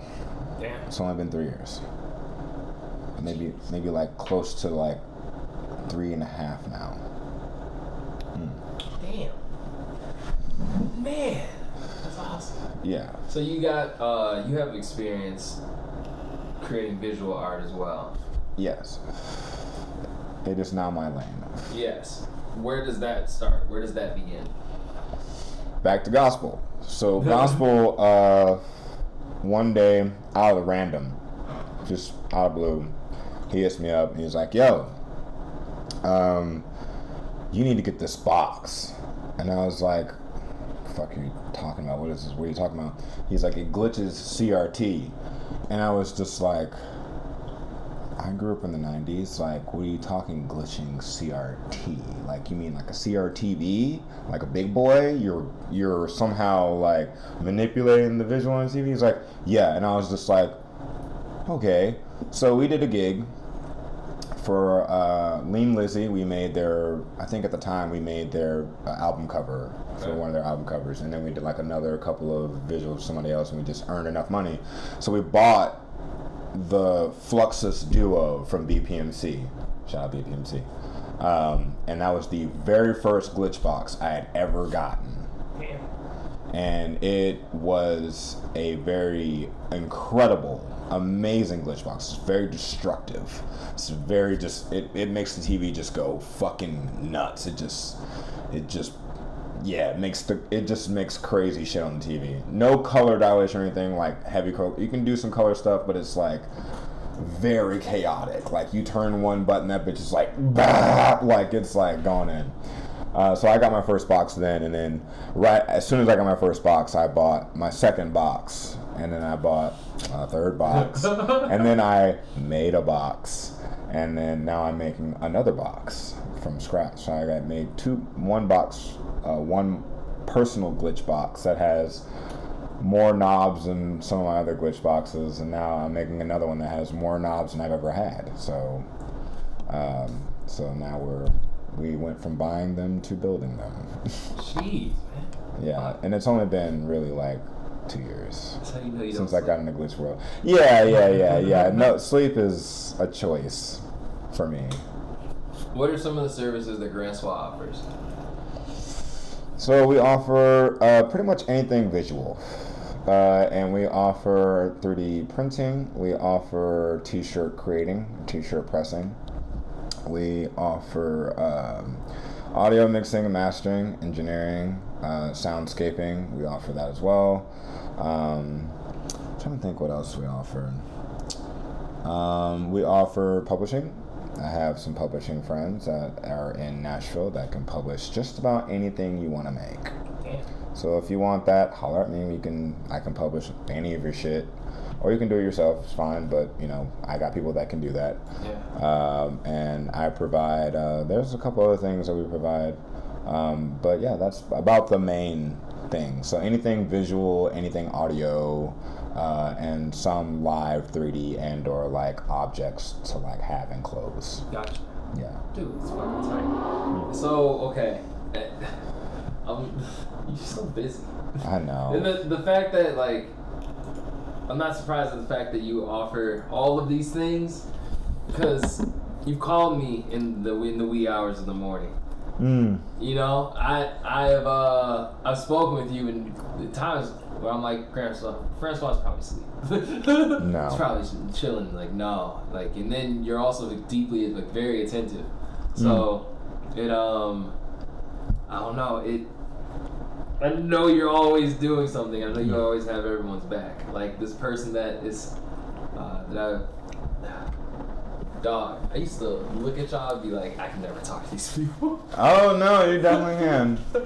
We need But you. you were always so comfortable and so like calm Yeah. and shit. So it was like really easy to you know, it was super easy to get to know you more. You know? I have nothing to hide. But yeah, you don't, but it's hard. Fortunately, I've met a lot of people like this in the community, but you know, I'm from Michigan, dog. We, you know, we tend to be seen as like harder people. And even though I can be kind of extroverted, I have grown less so over the years. So, at a time where I'm like, I don't know if I really want to get super involved with everyone. You really just you bring us in. I do. You bring the people in. That's my goal. You're a connector in a lot of ways, and just like I said, a very talented individual. So it's like, Yeah, I'm grateful. Thank you. I have to wonder, like, what is your vision? Like, what's the vision of success for yourself? I'm already there. I'm already successful. How does, like, detail that for us? So break that down for me. Well, I wake up every day. I have people that I love dearly doing things that they can't believe themselves doing. I get to eat wonderful food with wonderful people. I'm laughing and smiling and feeling good. My community is laughing with me and smiling and enjoying themselves, even though through the rough of their own lives. New stuff comes out every single day. I have a hand in it at some point, like with some of it, you know, just being able to, like, whether it be just like advice or just, you know, talking or send someone like some music packs or just whatever. Yeah, I mean, I may not be making like millions of dollars or anything, which, by the way, means nothing. Millions of dollars don't mean shit. But the fact that like all these people are having more love with their craft and their craft is bringing love to other people, I'm already successful, man. I could be dead tomorrow and be happy. Like, I have no regrets. Like, I'm already successful. I've won. I've won, and people who realize it has also won. You know, and so, yeah, I'm already there. It's only gonna keep getting better too. Oh, Like, I'm better already and better. Like you're in a successful place. I think it will continue to get better. It's going to continue to be successful. Oh, it doesn't count. Evolve. Yeah. Higher and higher. Also, I'm taking top and Gurren Lagann shit. That's the fucking goal. Is taking top of Gurren Lagann. Hell yeah. Like, all the fucking way. Like, to the Spiral Universe and beyond. Hell yeah.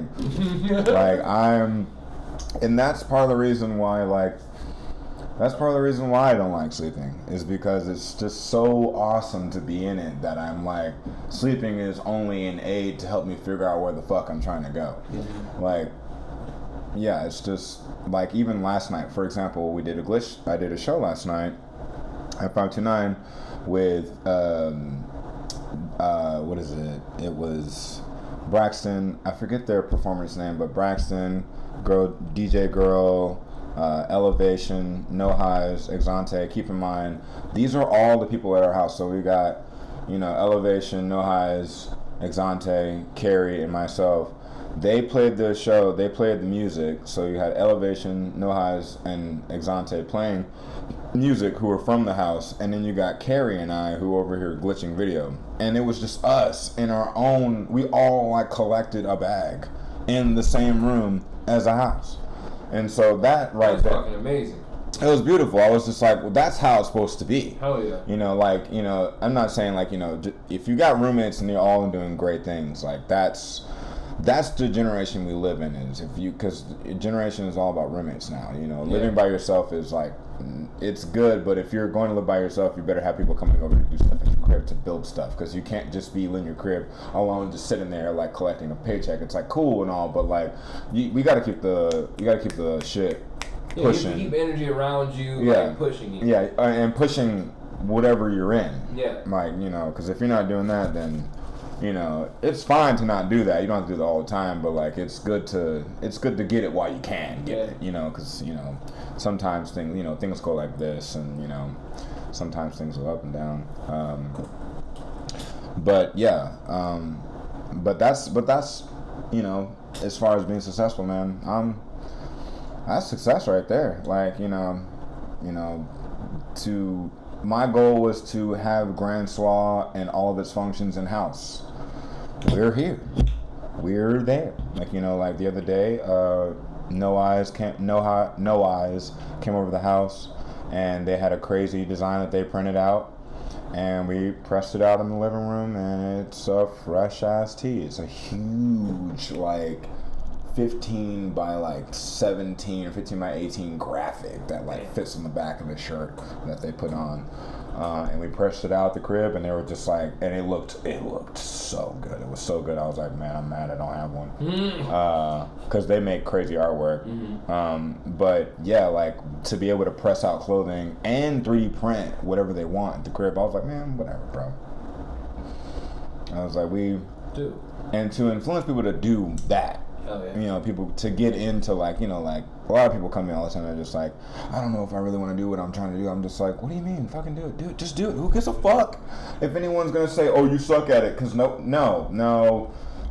because people suck at a lot of things. Yes. And if anyone's gonna shit on anyone's glory about them not being good at it, I can understand if they're like an asshole and you're like, they're not good. I'm like, okay, bet they're an asshole. That's why we're bothered. They're an asshole. It's not even that they're really not good at it. They're just an asshole, you know. But when, you know, I don't know, when you're doing the good shit, and you got the good nature behind you, you're putting in your work, like, yeah, that shit matters. Comes back to me. Does, man. It really fucking does. That shit beautiful. That work and that effort you're putting in, like I mentioned before, and like you said, like now, even with the folks in your crib and your homies, it's just being able to slide through and like create whatever they want to create out of this space. Yeah.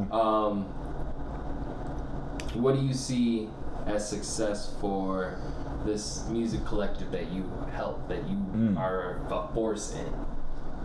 What it looks like in my eyes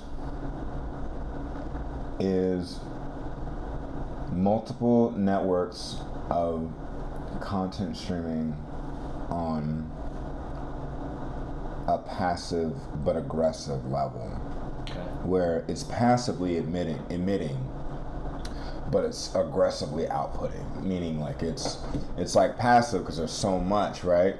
But it's aggressive because there's the faucet is just on. Like the faucet is just, there's no baby stream. It's just like you know, it's just fucking fountain of water just spilling out of it. And to me, that's what that looks like.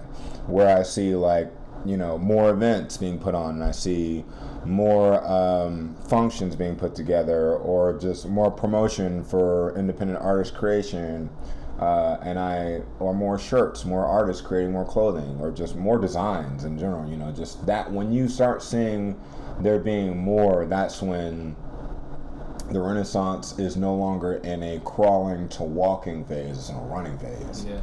And we're almost there. Like, this is 2023, and we're halfway through the 30s, to the 30s. And so when 2028 happens, like 2029, right around there, like the Renaissance will be in running position. Yeah. It will be, Nah, it's not. I think so, bro. It's like do the math and like look. Okay. Like just think about it alone. Think about Controller Eyes. We're coming back, you know, really soon. I'm not gonna say any dates. We're coming back really soon, and just thinking about all the things that are happening in the development of that is, and then seeing how people are able to put stuff together and like how they, you know, because the pandemic really put people to the grind mode where they can like build their stuff out, practice their stuff out, and then try it out outside.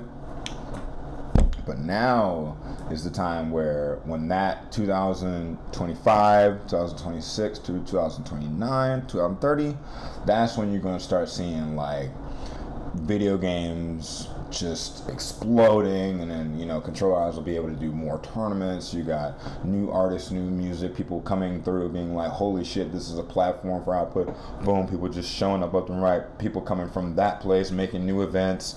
Like it's like and it's, even if shit gets weird where like money gets tight and shit gets weird, people may even slow down for a little bit, but people are still gonna push as hard because they, you know, granted they've been through the pandemic, so people know what the fuck is up. But like, yeah, it's still gonna be like if it keeps in this trajectory, like it's gonna be fucking nuts. Like it is. I mean, shit, the gear alone that has come out, is like I'm not gonna front. That Mark II, the SP Mark II, when that shit came out, you know how crazy people have been making beats? You can see a beat video like every day now. Yeah. Like, you know, SP Cats back in the day when they were making this on their stuff, they were using to make their stuff in the DAWs. But like, now people have the MK2. Motherfuckers not using the DAW to make beats. Yeah, she's using the fucking beat machine. And the MPC as well, man. Yeah, MPC 1. You got His like... MPC is insane.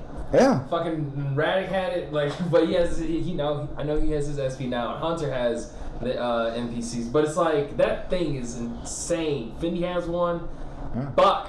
But it's like a DAW in a box. It is. It's really dope. I want to create a prize similar to it, and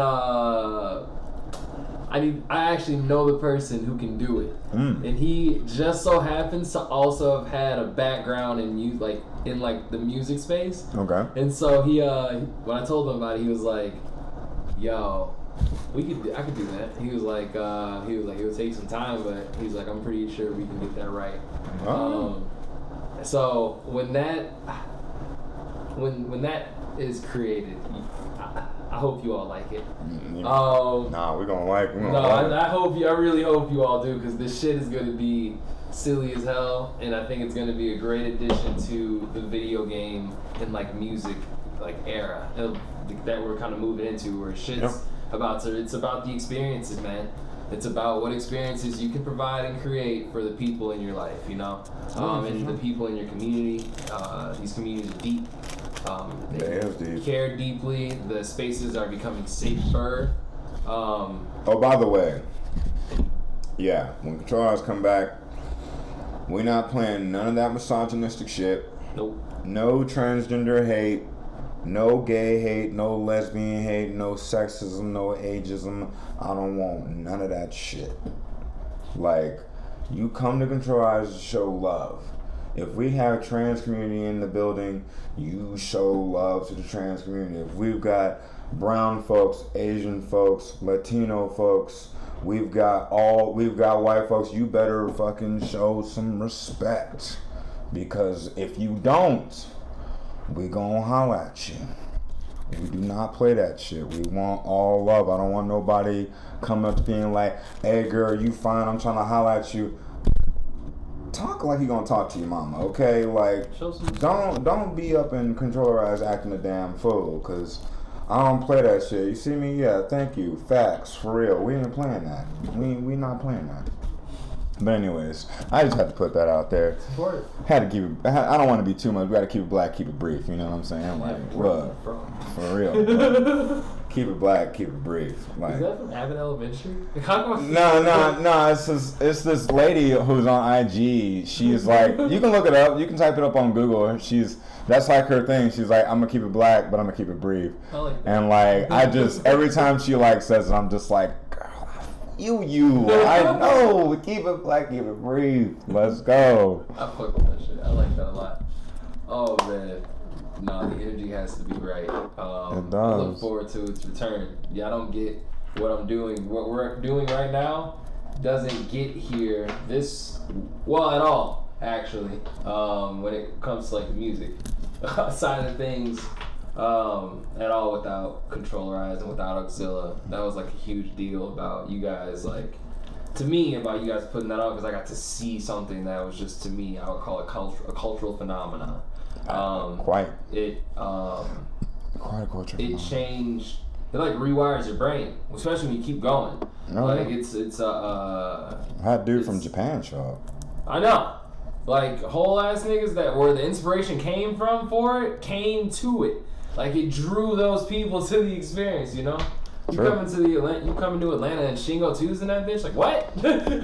Substantial. Like the nigga, like the homies that ran with the person. The people who influenced the shit. That shit was crazy. I still can't believe he came from nuts. Japan. Came straight from Japan. Like, that's crazy. I'm just like, bro, that's crazy. It's absolutely insane. It does need to be on a shirt. Yeah, for sure. You're right. Listen, you can't be hating folks out here like that, man. I have a clothing idea I'll tell you about later. I've been thinking it's something I've been wanting to do for a long time. I love that. Since before GudGameTV existed in its name. Look, if you don't look here, what you doing? I'm about to. I was going. You go ahead. I was going to blend them. Oh, go ahead. Okay. I was going to blend them. I just want you to make sure. Nah, because 2 types of weed, baby, make a marriage. I got you. What do you have there? This is what is it? Durban, sour Durban. Sour Durban? Yeah. It's like sour diesel and Durban poison. Damn. I'm like, oh, dang. That sounds wonderful. It's pretty great. It's a great 420. I'm still kind of hungry, I'm not gonna lie. Go for it. No, you good. Go for it. I think it's the weed. You think you're hungry, but you're not really. I mean, I don't know. I mean, I'm still gonna kill all these wings, but I don't know. Like for me, my body is like, could I eat more? I was like, man. My stomach was like, nah, you good, bro. I'm good. I'm gonna roll with that, because But that's just me. No, it's okay. I need that energy. I need that because it keeps me from overeating. I eat this fruit that's in here with the pineapple. Anyway. Oh yeah. Okay. Dog, I love that you're here. Thank you so much. I don't even get this rolling fucking sides on the stream. That's from Visions of Chaos. Yeah. You told me about that. Yeah, Visions of Chaos. Yeah. When I was shout out. Around with audio shit here, and me and Q was helping me try to figure shit out, and I called you helped me figure shit out. Like you really was really dark out here. I'm like, man, this is cold blooded, for real. And anytime we've talked, and anytime I've heard you talk with anyone, you're always just very deeply well received, and highly regarded, and it's just you are authentic, unapologetically so. Absolutely. And I've met some really cool people through you as well. Killian, a good friend of yours. Yeah. Really cool individual. I could comfortably say a friend as well. Yeah. Absolutely. This is it's a. Shout out Killian. Shout out Eucalypto. Seriously. Nelson, Micah, y'all too. Huge shout outs. Yikes. The band is dope as fuck. Them crazy people. I'm telling you. Okay. When you get good enrolled. Oh, I'm almost done. Would you be interested in could you give us 15 minutes? Yeah. I got one. I would appreciate it. I think everyone else would too. You have a remarkable sound. Thank you. I listened to your fucking drum and bass shit that you did last week, and I felt like I got a reward for going out. Oh no. I was like, this is what he was talking about. He told me about this. I hadn't heard it yet, but this is what he was talking about. Oh yeah, I felt deeply rewarded. I love drum and bass. That shit was fucking awesome. I was listening, I've since you and I had that conversation 2 months ago. Oh, yeah. Is really what it was. I have been listening to more, and it just is nostalgic for me because when I listened to drum and bass initially, I was doing parkour in high school. Ooh, parkour is good. Same. So I love like, parkour. You have an ashtray, by the way? Do I have a what? An ashtray? Yeah, man. Boom. Let's go. So it's nice to be back in that space because drum and bass is fucking liquid drum and bass is dope. We've been listening to a lot of fucking house in here. One of my coworkers, he runs events and he's part of like our events team, and he makes his own house mixes and he puts them out on SoundCloud. Okay. And he's like probably in his like 50s. That's fine. But the shit's dope, dude. He's got these sick fucking remixes and shit. It's crazy. It's hard to. Fortunately, I'll say it this way. Fortunately, my brother, who was in the chat, my older brother and my father and my mom, all the elders in my life have dope tastes in music. Yeah. So I've always had I've been fortunate enough to be raised in a space where, thank you. Mm-hmm. I can have a little bit of a trained ear for where I like more shit. Yeah. But like being here really helped me like appreciate it more. Yeah. Like way, way more. You all know so much about your craft. It's scary. I can agree. I've definitely been intimidated by some creators in Atlanta for sure. And that's understandable. Like honestly, I would be too. Y'all be joking about like me making beats and shit. And you should. I'd be terrified. Why not? Because there are two. Making beats is really easy. It's the easiest form of making music. And that's why we leave it to the professionals, like yourself and Mark Wall. My brother does it. I don't need to do it. You're right. You don't need to do it. You're right. But you know, it's fun. It's really easy. It's really easy to do. Making beats is easy. You know who Tisa Korean is? No. Okay. Shout out Tisa Korean. Tisa Korean makes these crazy trap beats, but they only make like an 8-bar loop and just a melody. And that's all they do. The only thing that the thing that makes their music really crazy is the ad-libs and like what they say and like the music and how they go about it and how they layer. But they don't even make like elaborate drum beats. I mean, the drum beats are good, you know, they're just not crazy and like they don't have like a billion, you know, they're not going with the fly load style where there's like 80 billion elements going at once. It's just like one track, one melody, run it. Minimal. Super easy. No, and what's crazy is that's how I make my beats. Damn. All those beats you fucking hear, it's just one drum track and one melody, dog. We ain't doing nothing crazy. I use drum breaks to shadow box making music because for me making music is like, I come from the Prince era of making music. Mm-hmm. So everything is like, you gotta have like a guitar section, a lead section, your rhythm section, your bass section, you know, you got your backups, you got your ad-libs, you got your vocal chorus in the back, all that stuff. I come from that. And so like, that's a lot more complicated than making beats in the sense of just layering. Yeah, actually putting an orchestra together. Yeah. It's not that it's better, it's just more shit. Yeah. You know, but when getting into beats is, bro, go on Koala, go on YouTube, download her, get a fucking sample of your favorite choice and throw an 8-bar kick with it, put a snare on it, call it a day. What I'm going to do, so easy. Continue to learn how to code. I'm going to fuck with Vision There you Chaos. go. Yeah. And continue to get better at this live streaming thing, which is going to, in some degree, require a little bit more equipment and eventually a car, so we can get ballsy and just fucking. You got Visions of Chaos pulled up now? I don't have it pulled up. Oh, you're not running it? I'm not running it. Oh, you just recorded the loop? I recorded the loop. Oh, okay, cool. Yeah, if I ran it, I think my computer would blow up.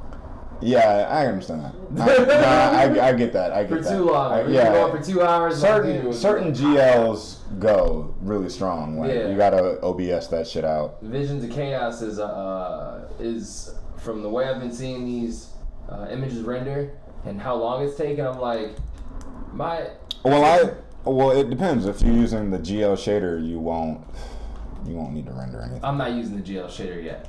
That's the winning ticket. As a matter of fact, that's like one of the once I go through my basic tutorials, I started watching some like OpenGL tutorials, and I honestly was a little confused because the editor that they were using isn't the same kind of editor as what's in Visions of Chaos, or isn't set up the same way. Oh yeah. So I need to find something that is set up the same way. You just have at to. Least so I can build from scratch and know that this is what my output's gonna be. Usually, to do that, what I do is I'll just take the code from a GL shader and just copy paste it in a thing and be like, all right, and just break it down that way. Just work backwards.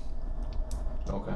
Because they have particular GL shader formats to do their shading or like their like loop play. So like you've got to like, it's the same code. It's just organized in ways for that particular engine to work, which I'm sure is still standard to regular GLSS code, but still it's like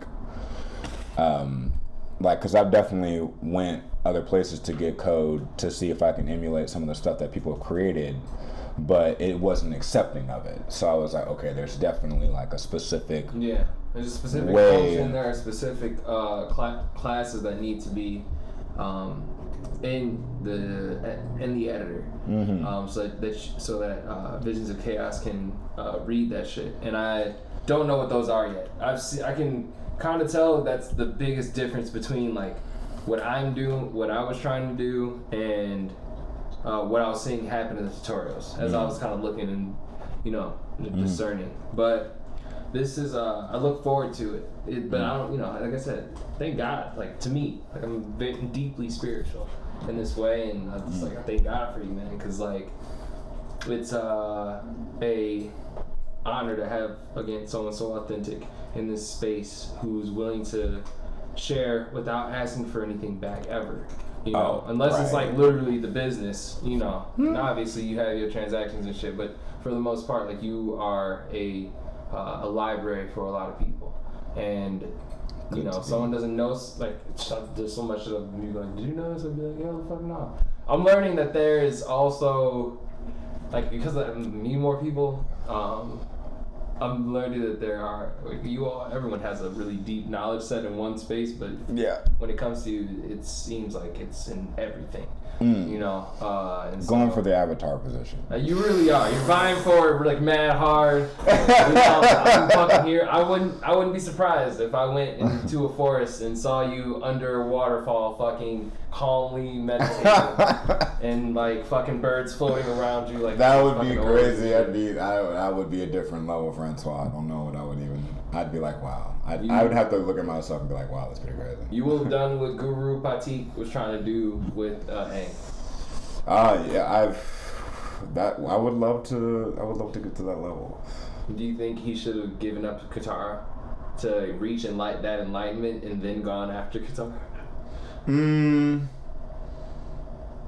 I don't think it would have mattered. Yeah, he was gonna win in the end. Yeah, I don't think it would have mattered. Yeah, it wouldn't matter.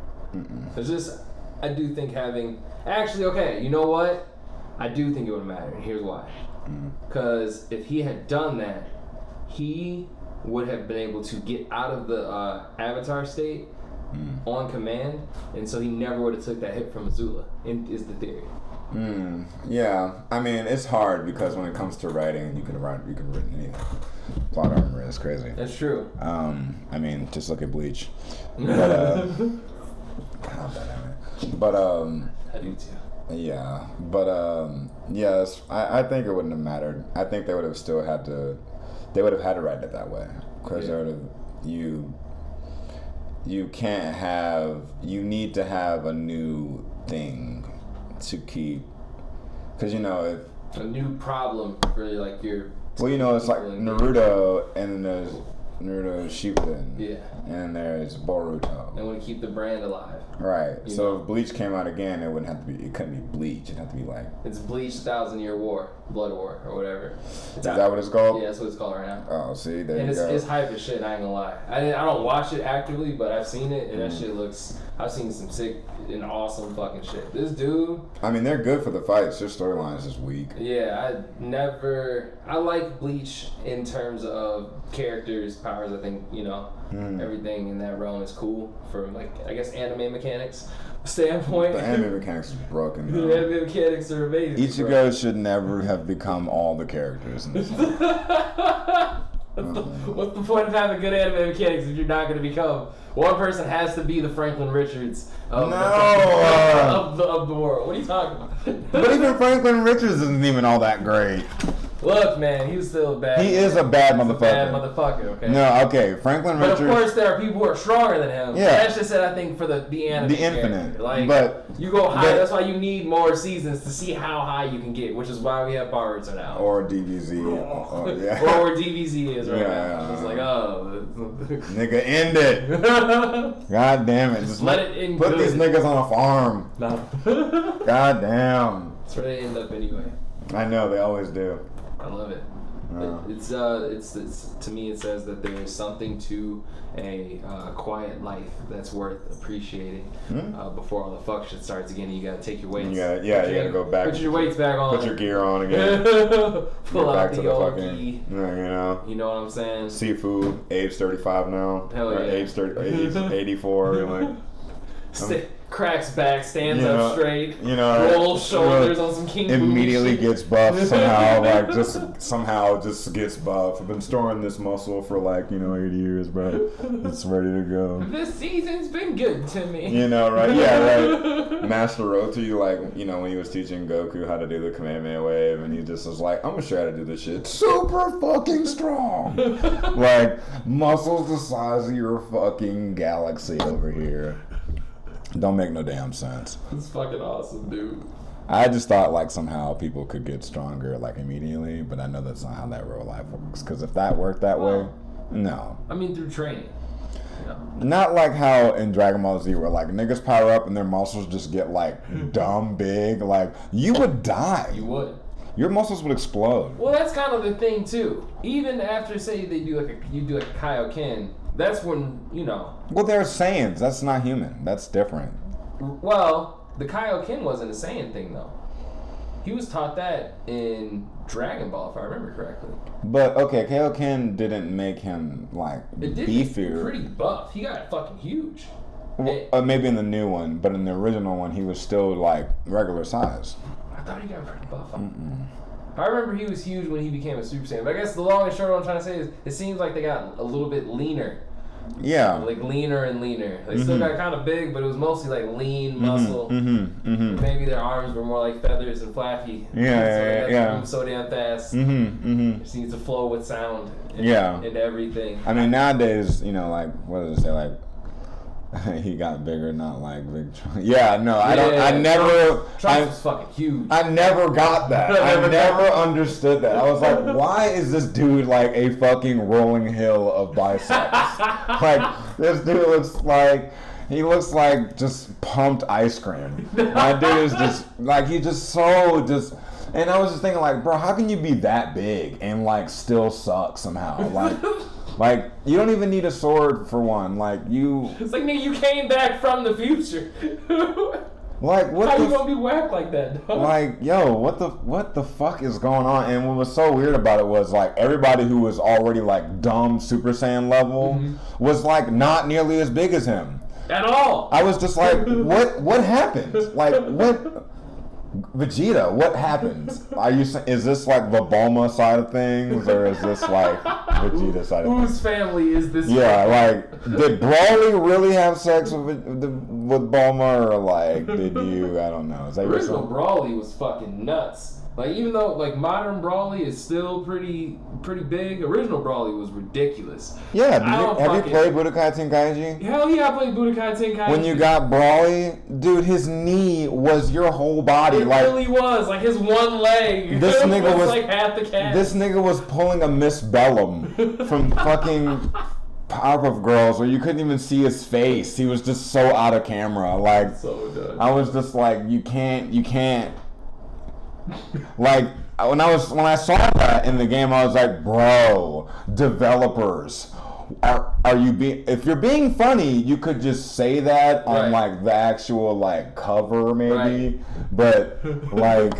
You funny to have it on the cover, Brawly's just body. Yeah, it's just Brawly's chest, biceps and shit. Just Goku Vegeta's head. This nigga's a 7-Eleven. Like,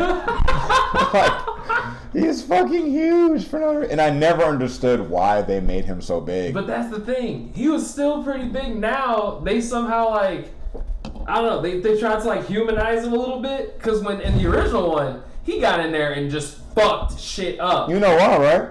Why? You know the story of Brawly. Yeah, because Goku was crying like a little bitch. That's why. Yeah, and it pissed him off. But check this out. In like this new one, my nigga comes down, he's getting faded a little bit, taking some hits. In the original one, he got there and was like, who's trying to hit? You trying to hit me? You don't want Come here. Boom. Like fucking niggas up. Blowing them the fuck up, dog. That shit was absolutely insane. It's I haven't even seen Super as much, but you haven't seen the Brawly movie? I haven't seen the new one. I would be interested in hearing your commentary during it. It's I personally, I'm not gonna lie, I do well with movie commentary. From a cinematic standpoint, I enjoyed it because the budget's really awesome. The budget was solid. They didn't really like overdo a ton of shit, and how they're trying to interweave a lot into into canon for Dragon Ball Super, and I think from that perspective, it was pretty solid. I really really enjoyed it, because this shit that happens in there, I'm like this is such a throwaway. Like, this is the best you come up with the dudes, obviously, but I'm fucking here for it. This shit is fucked up, but shout out to money. It's so I appreciated it. The other shit, I haven't seen the new movie. I'm probably not gonna ever see it, but I don't know. Anime, it's because to me, also I think anime is in a pretty solid place right now with some of the shows that are out. A solid place, you think? I'd say it's in a pretty solid place in my opinion. In the independent universe. Yes. In the maximized anime universe, there's only like a few. Yeah, and that's just it. I don't watch a ton of shit, but I do read a lot of thumbnails and for shows that are coming out, and everything's like isekai, weird incestuous type relationship show, fucking it's all this weird slice, no offense to people who like slice of life shows. There are some that I also enjoy that have slice of like elements, but I ain't about, I'd say over half of the shit that's out now. Honestly, I would say I'm about a quarter, maybe. That might be too much. I only watched like 6 of the season, and there'd be like 30 plus fucking shows going on. Yeah, I think it's a small amount, dude. I think people are running out of ideas. I think so too.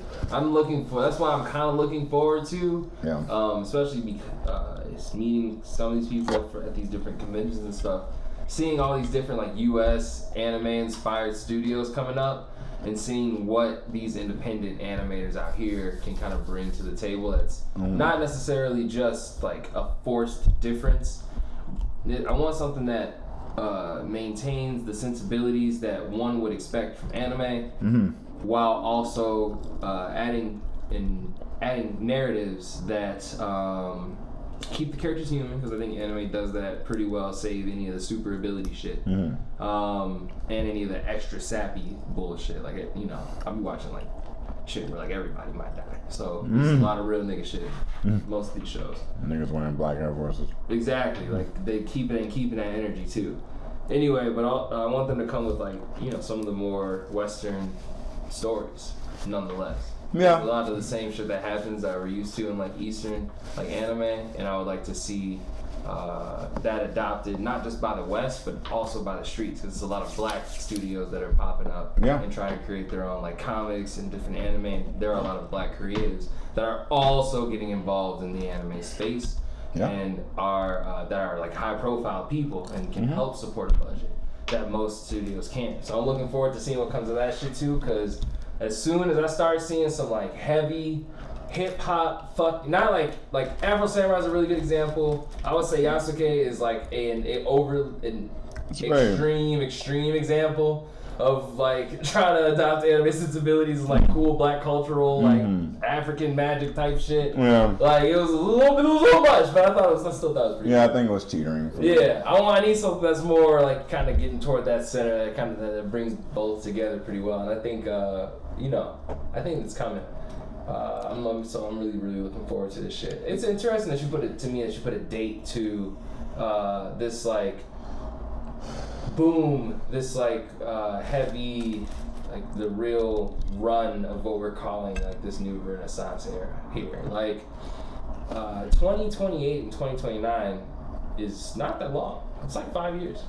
You know, a lot of people will have been, especially, individuals like yourself, been doing Francois for going on like 3.5 years now, you said. So, in about 8 years, to see that become, super evolved on some Digimon shit, like, that is, that would make sense. That's how, from my experience in listening to and learning about, like, businesses and companies, it can work that way. And it's, those types of businesses tend to be pretty scalable. I mean, honestly, using Facebook as an example, even though people can say what they want about its relevance right now, it's still stood the test of time. That shit came out in like the fucking pre 2010s. Well, what a lot of people don't realize is these places like Facebook, Tag, Zanga. You said tagged? I said tag. You said tagged? Nigga, what the fuck do you know about tagged? Please, hold on. What do you know about tag? What the fuck do you know about tag? I was like, dude, I was on some of their fanfic crazy style shit on tag. What the fuck? I've not heard anyone bring I've been in so many clicks, bro. Those different social media sites and shit that existed had their own chat But they still exist. Tag is been down for a long time. And same with MySpace. Zanga's no. MySpace is running. Is MySpace still running? MySpace is running. Zanga's still running. That's hilarious. There's a lot of websites there, but what's cool about these? So people look at these websites like dead malls, but in reality, they're places for people to have connections in very finite spaces. Yeah. So these servers that are still running, like they're facilitating specific communities for specific things, whether it be good or bad. And so, as far as like the Renaissance, adding this to like the discussion like the Renaissance, I feel like there are so many platforms that people are using to socialize like with one another that it's just gonna oversaturate itself. Like it's just gonna, snowball effect. Just keep pushing. It's just. And it's gonna keep happening a lot faster. It's really like tame right now. Like this is the so 2007 was like the crawling phase. So 2007, 2010 was like crawling phase. And 2010, 2020 was the walking phase. Yeah, I agree. That's like when people started realizing, we can, shit's happening, and people, a lot of stuff was happening. And network through social media for real. Like they start to understand what kind of effect it could have in business space for both independent and for like larger businesses as well.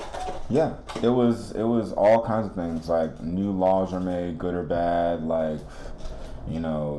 Pandemic was going on, like there was people rioting in the streets, there were people making new stuff, there was inventions being made, new gear coming out, independent communities making new stuff that no one's ever heard of, brands that were already working really hard becoming more aware because people were, during pandemic, people had a lot of time to sit in the house, and so there was a lot of people like, researching and discovering new artists, making new workflows to have new work with other people.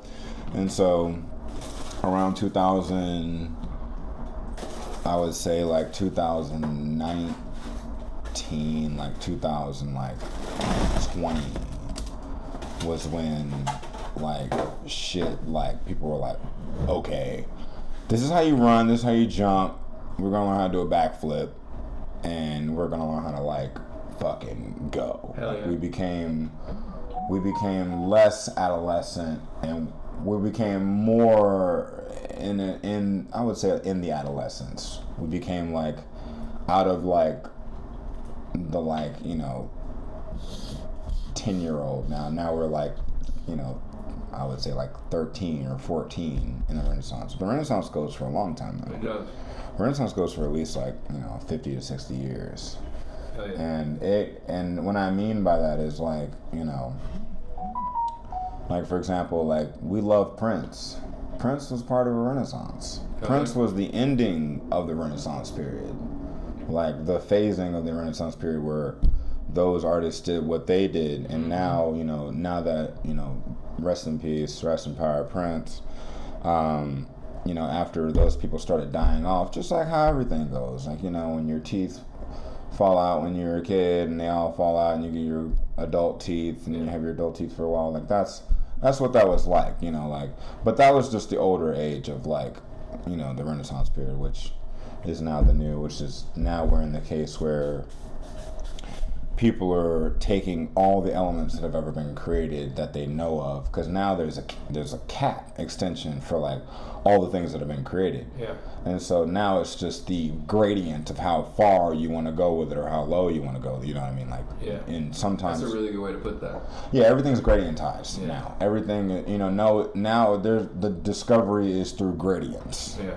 Instead now. So like, yeah, we got displays, but how cool do you want the display to be? Do you want the display to have like holographic display where you can have only holographic display and you have a display with a wand and stuff like that, or you want it to be VR now, or do you want the display to be utilized in some other fashion? If you want the display to be a TV, CRT, you want it to be more depreciated and have it ran through something else. Like, there's so many variables now. It's for just about any element of creation you could have, And so I feel like nowadays, just as far as like the Renaissance getting to where it is, I feel like yes, it is going to pick up and it is going to explode. It probably will topple over, and when I mean topple over, not like fall over, but it will it'll spill out, and whatever it spills out on, which is good, you want it to like spill out, you want it to spill all over the floor, so because wherever it spills it grows. But for that spill to give back to whatever it lands on, instead of like just what, you can't control that because it's going to be what it is anyway. Like, like the universe is always what it is 24/7. True. So like, I think there's a period where it's kind of structured or ordered in a way that it does specifically just benefit people. Well, you got to fight for it. You do, and that's what that is the result of that fight. So it's just true. I think that'll last a while, and I look forward to it happening again. I think we're about to go into a short ebb, we're coming out of a long ebb, honestly, and we're about to get back into a kind really of it's a short one. All things considered, yeah, because stuff like that short. could go for like 10 years, and it really only went for like 2. This could go for 40. It could. 50 years. It could. But because, modern medicine, and which I'm not going to say is really that great, but, due to the fact of just like the quantum computer that they're even making is like, and I knew they had that shit way before they were building it. Most definitely. It's like, oh yeah, we had it, we didn't want to tell anybody, but now we have a fire one, we want to tell everybody. Yeah. Basically. But now that that's in existence,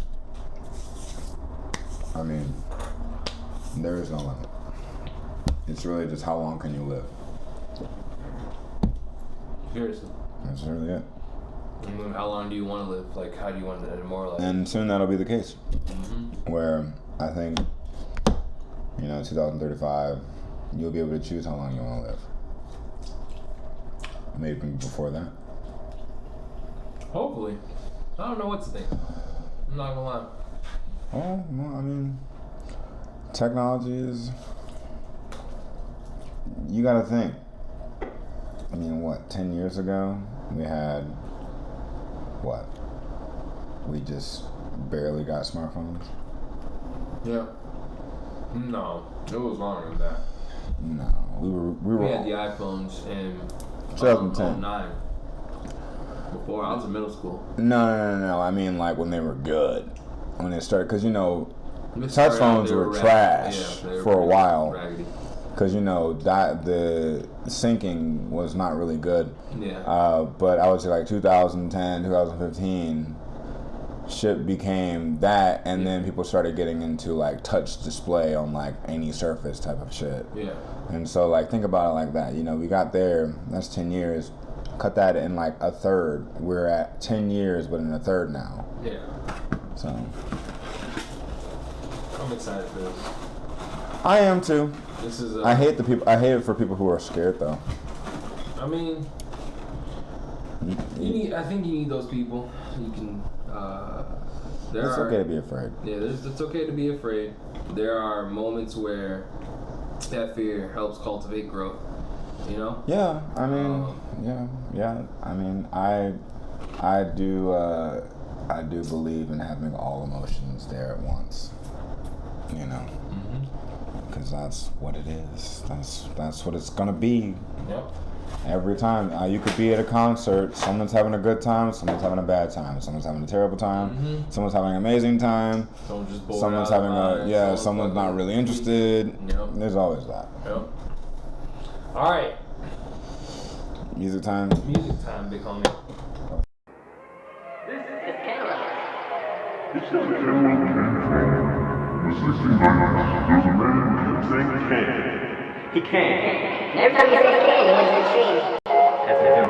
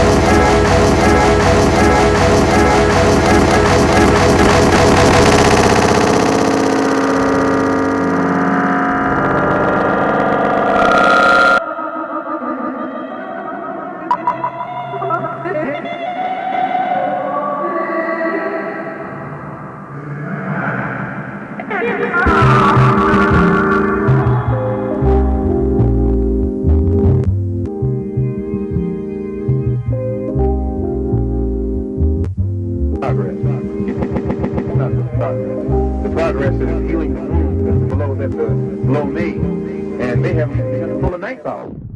Heal the wound.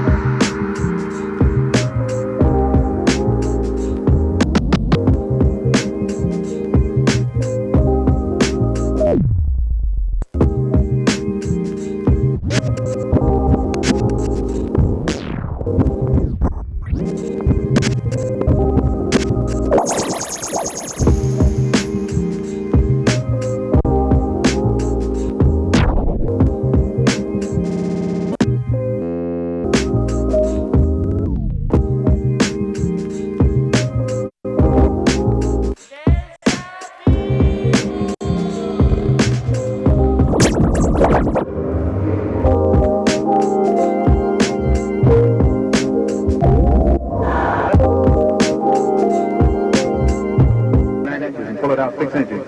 There's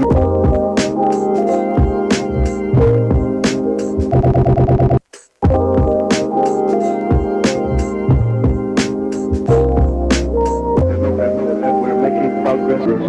No. I will never say progress is being made. You stick that 9 inches, pull it out 6 inches.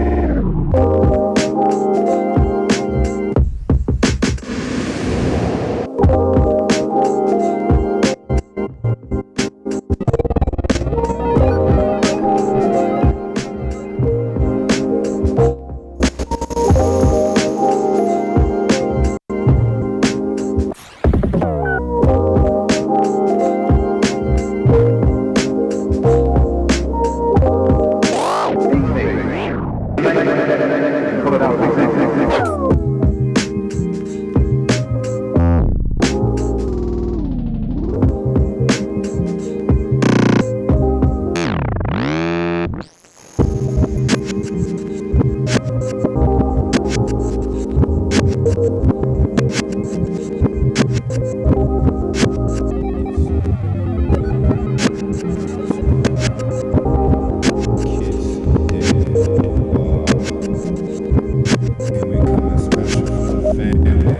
Progress. You pull it all the way out, that's not the progress.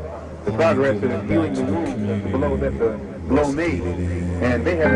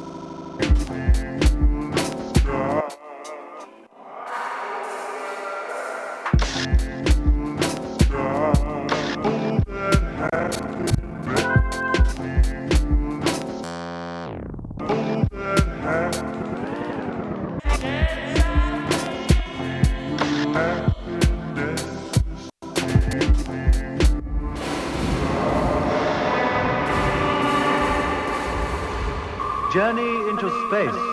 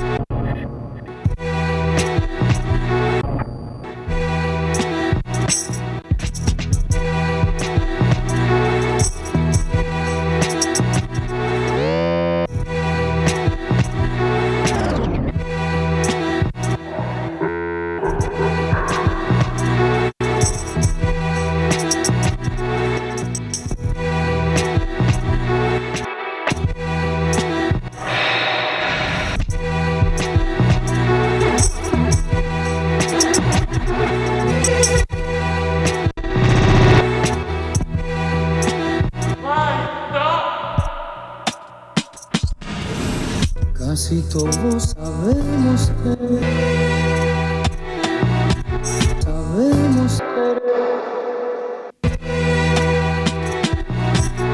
casi todos sabemos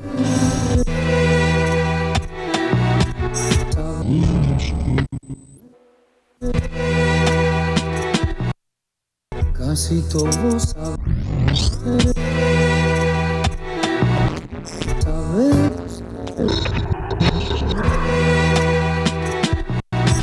casi todos sabemos.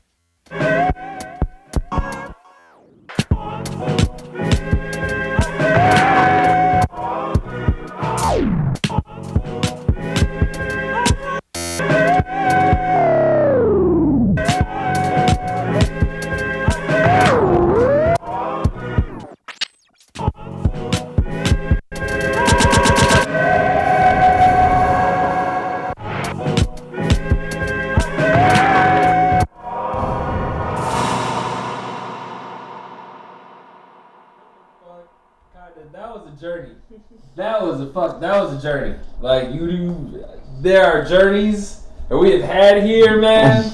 But I don't know if it's I know what it is. It's that music. It's that brain space over there. I do know what it is. It's in front of me. It's sitting in front of me. His name is Francois. Kiss Day Dua. Yeah. Kiss Day Dua. I think about your Instagram bio every time I think about how your name's spelled, and I actually just copy and paste from your Instagram because I don't want to ever fuck it up. I feel like it makes it. I do it for that reason. Just makes life easy. I thought that might be the reason, but all the same, like the enunciation brackets. So the ambience, you're gonna have to go to his Spotify and Bandcamp to find it. Unless none of that's on your Spotify. Yeah, so then Spotify, all the same. SoundCloud. I'm giving him a hard time because he is the eldest. He's a deep influence to everything that we're doing here. And so it is, so with great honor that I'd like to have my brother watching at any given time. Even when I don't tell him. What's up, bro? What's up, dude? I hope to meet you soon. Francois, thank you so much. Yeah. Okay, no, I mean it, dog. Like, literally, I don't have a list to take pictures of to know who anyone is at Auxilla. If you all aren't running Auxilla, you know? We are running Auxilla. That's what I'm saying. Like, how we got to where we are now. Yeah, is because heavily influenced by what you and Black Cubes did, and what you, Stroll and Jump, the whole Controller Eyes crew, really like. You had a seedling. I became a little seedling. I was like, this root is warm. Yeah. this is dope. I want to make sure that, join the tree. Exactly. Join the family tree. It's a beautiful thing. And like I said, I thank God for you all because I don't get here without you all. Likewise. And so, I got you something. I get a gift. And I get a gift? Yes, you get a gift. I get a gift for you all from an independent brand that's also deeply close to me.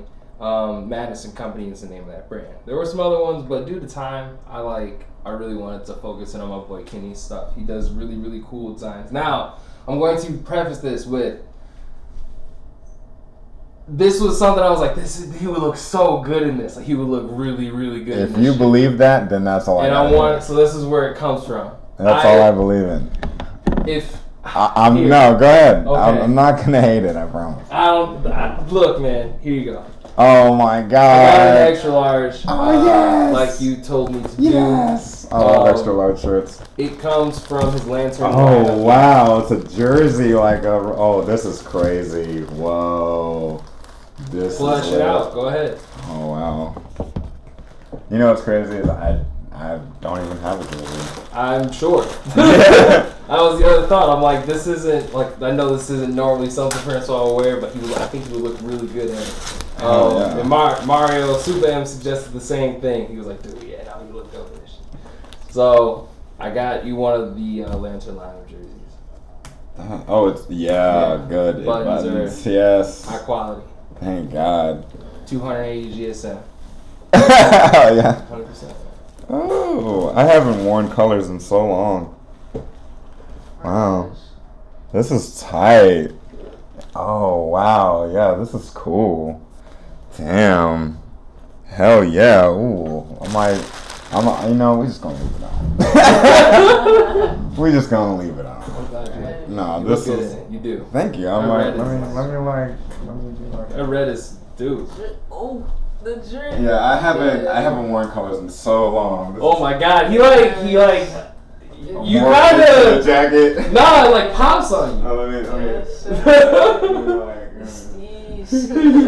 And it says Madness on the back. It does. So that line is from the Lantern lineup line. And the theme Kenny wanted to go with was a baseball team. He's got his cast of characters. They represent the Mad City Lanterns. He has them opposing. Their opposing team is the Shadow Clan. And so this is a Mad City Lanterns away jersey. Fuck with it. When they're traveling to whoop some Shadow Clan ass. The whole line I thought was like super well executed. How much do they charge for one of these? This is like $70. 70? They got other colors. So they have the white one. Yeah. Actually, I'll show you that one because I made a mistake and took it. I need to take that back was the mine. same one? Oh yeah, That's that so was good. hard Damn. too. You can rock that with the... So this is personalized to me? Yeah. Yes, This is sir. tight. You can rock that with some Adidas Soundcloud. Oh, yeah, absolutely. Oh, wow. So this is the white one. Yeah. This is the home jersey. Oh, It's a wow. medium, so it's not my size, but still, that's what that shit. No, this is tight though. This looks good on you. Same thing. Yeah, I Same like kind of it. situation. Dude, I was curious. I might even come back to them for like, cause it would be nice to like have like a Franscois like jersey thing. Like if I had designed it and was like, hey, Oh, yeah. could you like do your thing on this and take some of these designs I haven't put on? Yeah. Is there a black one of these? There is a black one of them. Oh man. Now I thought, okay. I was like I said, I wanted to see with the red, but I did think about the black. He's got a Shadow Clan one. Oh. That's black and blue on some Venom shit. Oh, man. Oh my gosh, bro! Like '90s Venom shit. I love it. I would like MadisonCompany.com. I'm gonna have to holler at them. And he actually, so funny enough, when he started vending, he started vending out of controllerized. Oh, they were controllerized? Yeah. When they first started vending, like they were vending out of controllerized and like. Oh, well, And then damn. there was like a couple small cons around here, and then they started getting like the bigger cons. Mm. So even if it wasn't for controllers, I would never have met them. This Ever. is the- And I this mean- person has become a very close friend of mine. Well, thank you for the color. Like, super talented. I normally don't ever wear color, but I love this. Like, this is, yeah. Like, there's only one thing that I have in my closet that has color, and that is my it is my Marshallman's jacket that I used to perform in. Okay. So Did it's you like, wear that in your photos? I feel like. yeah, I have some photos of me wearing it. Okay. But I customized that one to be specific. And it's a bit small now since I've grown a little bit taller. But yeah, that's the only thing I have in my closet that has color. But this, well, I have a burgundy or a maroon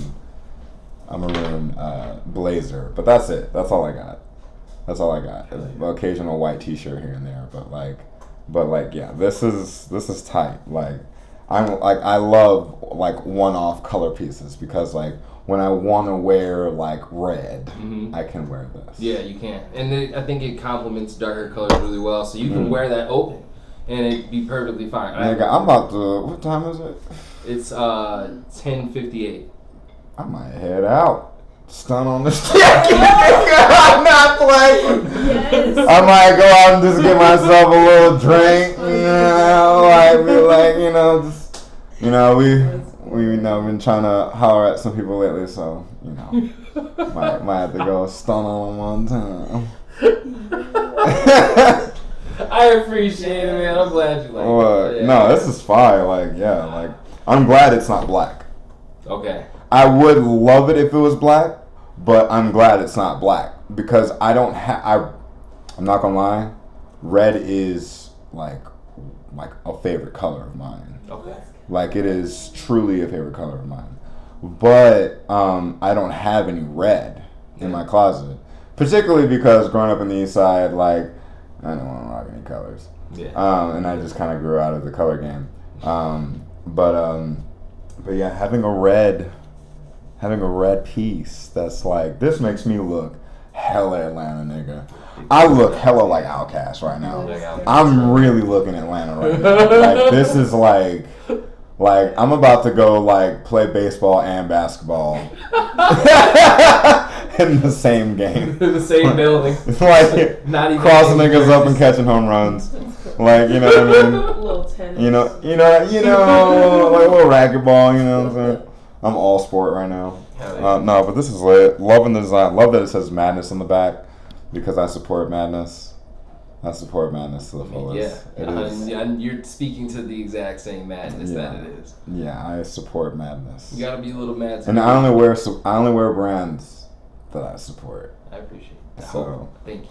Yeah, like they're vending at Controllerized. They were.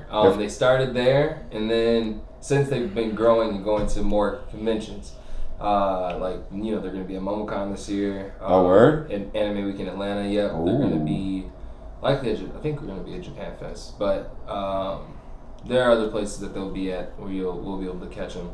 We just started going out of state last year. At the end of last year was our first out of state con. And, you know, there's a lot to learn from this side of the business as well. But I know that the owner is always keeping an ear out through me. Like, I make sure to keep him up on what is going on in the community. Just for when Controller Eyes does come back. Like, I would want him to, you know, I would want him to be able to have that opportunity to kind of vend out. Because it's a black-owned business. Him and his wife run the shit. Look, I support, that's the business I support. That's what I support. Yep. If you've ever walked in my room, you will know that those art pieces on my wall, if not from black and brown people, like, they mostly black artists. Like definitely support the fuck out of some black artistry. Like, straight up. And yeah. I think he's going to continue in the same spirit. He better, because I need more clothes. One, he's going to keep doing this shit. Two, I think he's just going to continue to grow. I think that man will. I need to holler at them about embroidery. Let them know. Because, yeah, buddy, if they doing it like that, then, yeah, I need to holler at them. Because that's definitely some good embroidery. I've been getting into glitch embroidery. There's glitch embroidery? Yeah, where, like, you build, like, you do glitching, and then you glitch it out.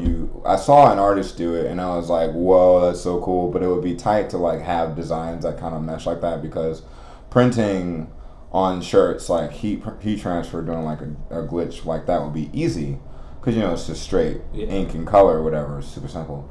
But it would be cool to have like a custom design where, like, you know, say for instance, I glitch the Grand Solo logo out, and then I take the line art from it. Yeah. And then I'm like, okay, print the line art that I've extracted from the glitch, and then print on there like that, so it looks insane. That's fucking tight. Like, I want it to be. I need to see that.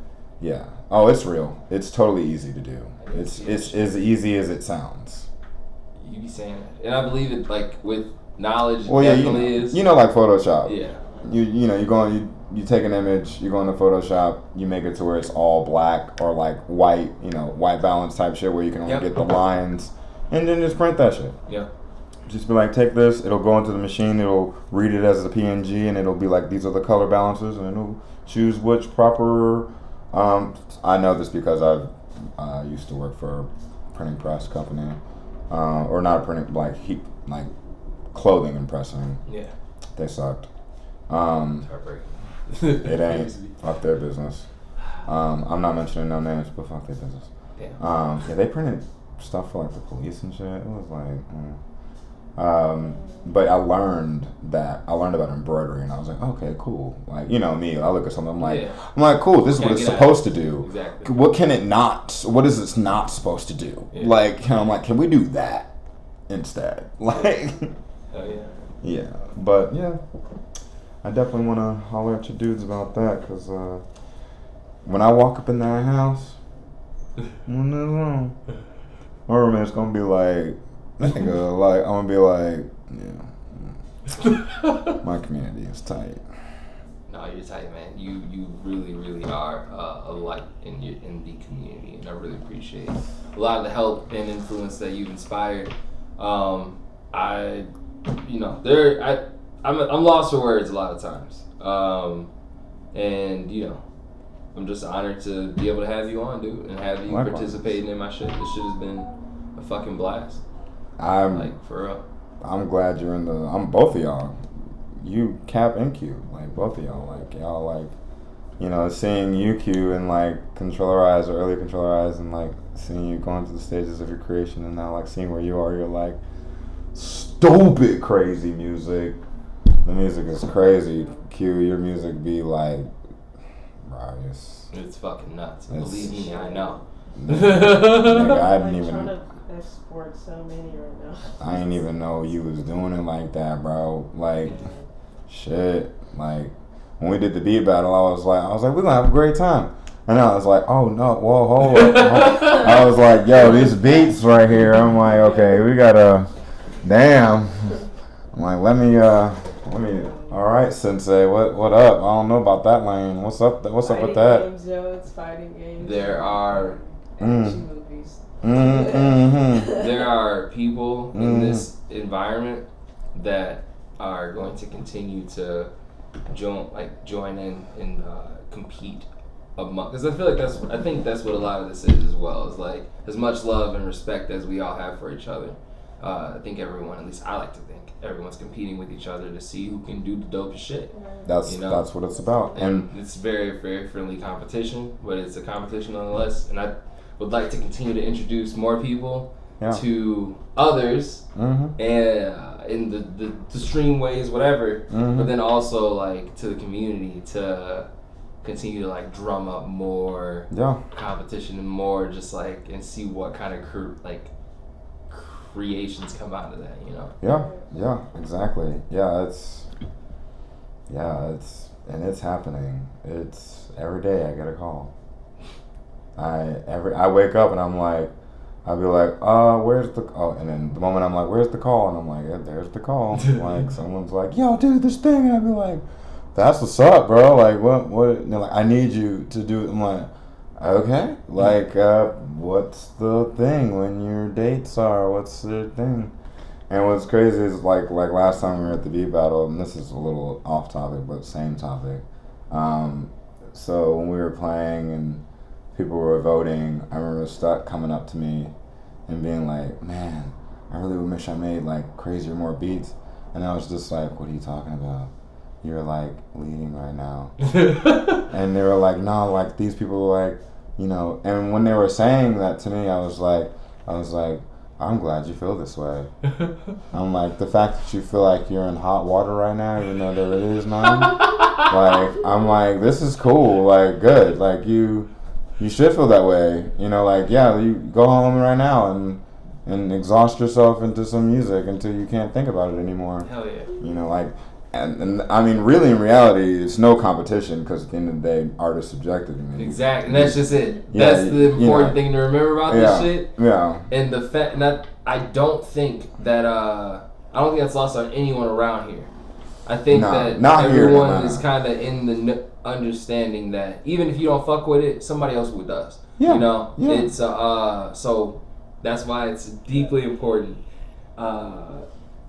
Even in competition rounds, it's all just a talent show. We're all just showing off our shit. You're showing off your shit. We're just showing off our style. Yeah. Everyone's showing off who they are through this. And everyone's making, and it's great because like in reality, what you're hearing is a playlist of people's music that you get to hear in like a smash, in one sitting.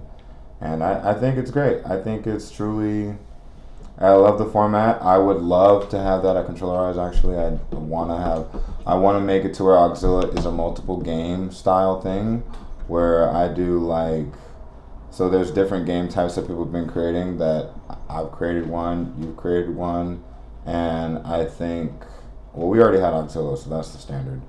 But I wanted to do the last cipher at Auxilla, where we have like one time a month that we do it. And what it consists of is people of my choosing who, like I'm going to curate the list from like the previous Auxillas and who is available, and to have them sit at the table like the Last Supper, 8 people at the table, and then they do a one-off pass. That's fucking dope. Yeah, and they just do it the whole night. They just play that the whole night, like, and it lasts a while because 8 people playing a whole song, like maybe like a whole beat even, and then transferring off is the game I want to play. And I want another game type where we do your beat battle style, where we like have people like, yo, this beat, give me some applause here. Okay, this beat, give me some applause here. Okay, how do we feel about that? Do like a couple rounds. You do it like a fight card. Yeah, but it'll be like that way there's time for other people who might not be competing to like part 2 actually like play. Yeah. So then like there's like we let people play, let them play, and then all right, yo, we're about to do a spike card between so and so and so and so. Yeah. They come up, we run a couple of games, games in a match. Yep. And then we go on, all right, we do the 1 minute. This is the next person. Or do we'll do like 2-3 minutes. You could do 3 minutes, but like best of 3. 1 minute best of 3s, or first to 3, which is a best of 5. That way everyone gets to play 3 minutes potentially. And even so, we just have, by the end of it, if someone wins, we still let the other person play out. You know? And then we go on, you go back into the regular auxiliary experience. Yeah, and do that like throughout the night. I'll be down to do that. So I think I want to do that the month after this.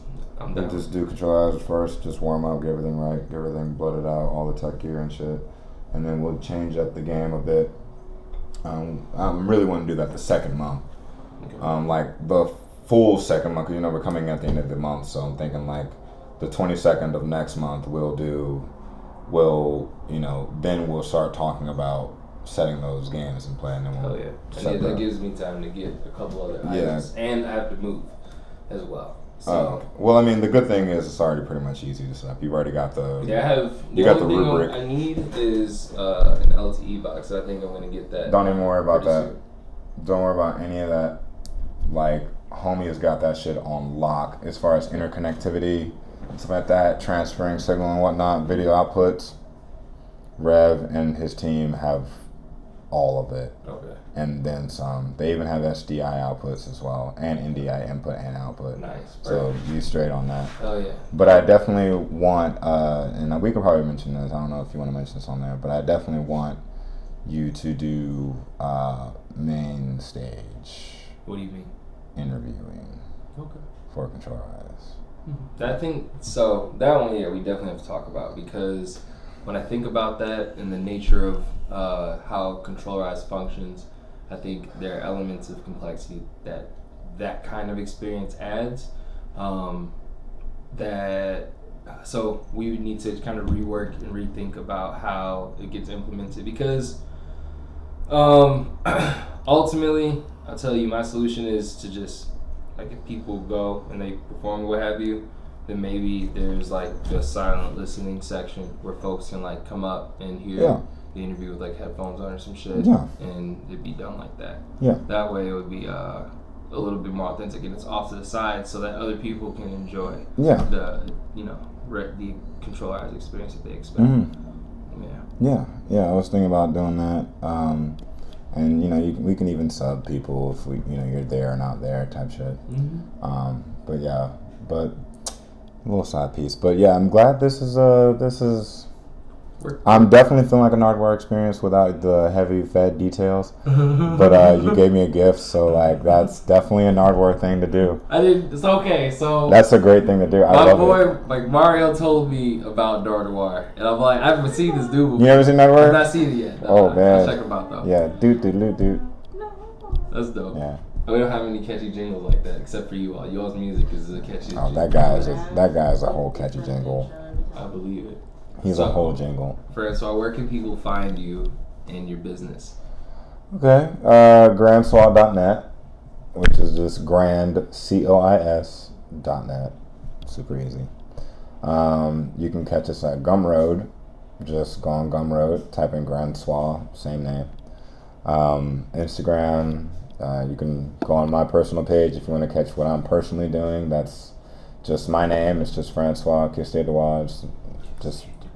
It's just the name. Type that in. You should be able to find me. Give you shivers. Yeah. Hell yeah. It does, man. And you can go on Bandcamp. I have my albums on there. All my music on Spotify and SoundCloud and all that good stuff. Check out the Franscois SoundCloud. There is over 300 tracks on there of just like all the kind of stuff that people have made in the city, just from like independent creators that we've just put people together and stuff like that. Check out our YouTube. We've got all kinds of stuff. So check us out. We've got stuff. Oh yeah, and if you need music theory education and you don't want to read a book, I sell music theory charts. I believe Cap is... I am. I told you I wasn't putting this up until I got a new place. because I don't have space for it. I have a bunch of art in my room that I don't, have hanging around here. Son of a bitch, how did I do this before? Well, they did what I told them to do. They did. It's a fucking. Twist up, maybe. No, it's a pull. I told them, so they, one time this company, Here we go. This was hard the first they sent a broken poster to my crib because I was testing to see how good they. I love that your logo's on the side of this shit too. Oh yeah, I designed the. Yeah, you gotta make it look good. Okay, here you go. Oh yeah, wow! I haven't seen this one in person. Damn, look at this guy. What's better one? That's for guitars. Okay. Music. So yeah, this is one of the little charts I made. This is for chord building, for guitar, and on the right hand.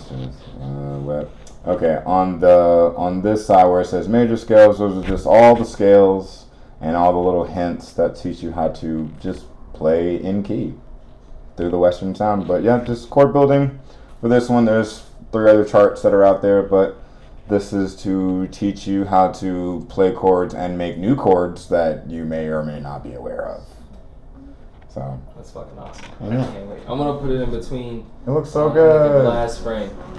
And I'm gonna hang it on a glass frame so I can look at it and see. I missed a couple. It's okay. No, this is so great. I love it because I get to see it in person.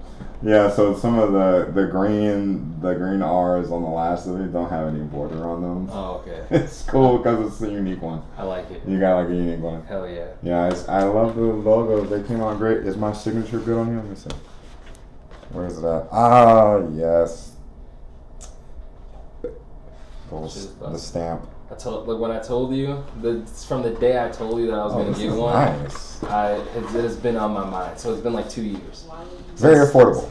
It is. Very affordable. Very affordable education. I literally was like, I remember just like, dude, I'm going to get one of these. This shit is dope. So I can. They feel great too. They do feel great. Like I said, I'm putting this shit in the I don't really get to like touch them too often because like like delivering them, you don't get to like, I just drop shit from the place. Yeah. But no, they've been up in their game. I like bust their chops. Like I was like, yo, you fucked up one of my posters, bro. Like every time I send a delivery, I'm like, make sure the package wrapping is incredible. Yeah, I need it. Fun. I'll tell you that right now. The tape is okay. No, but not like bad. It was like hard. It was all hard. No. It's like fighting a Dark Souls boss. It better fucking be. It better fucking be. Oh my god. I'm like, okay, like I'm not gonna front, like I'm a really nice guy and like person to all my friends and stuff like that, but like to businesses and companies who like falter like to say what they do and like I do a business with them, oh my god, I'm like an NFL coach. Like I'm just like, what the is that? I'm like, wow, is this really you? Throws off headset. I'm like, I can't believe you even call yourself a business. This isn't even a company. Like, sorry, coach. Yeah, right. Do better next time. Get back in there. No, like, yeah. No, I need you to do what you say you do. I like it. No, I agree. And I think companies should be held accountable appropriately. And so I'm glad that you do that. I really appreciate you coming and doing this, man. Yeah, man, absolutely. Thank you for everything. The food, the Uber, got a little scratch. Like I got a fucking sweet ass fucking like jacket piece. Like I'm for real though. I might like go out like I might just I don't know. Walk out. Just like do what you gotta do. GQ it. You know, like I'm gonna cut the record here. No one is here to see this, but I want to make this very clear because I don't want to undersell the impact. Like literally, quite literally, this stream doesn't have sound the way it does without Francois being here. Seriously, like from the mixer that he suggested I purchase to the cords he told me to get, fucking mic cords, fucking the mics, types of mics, everything. Like you really seriously helped fucking lay the foundation for what I'm doing right now.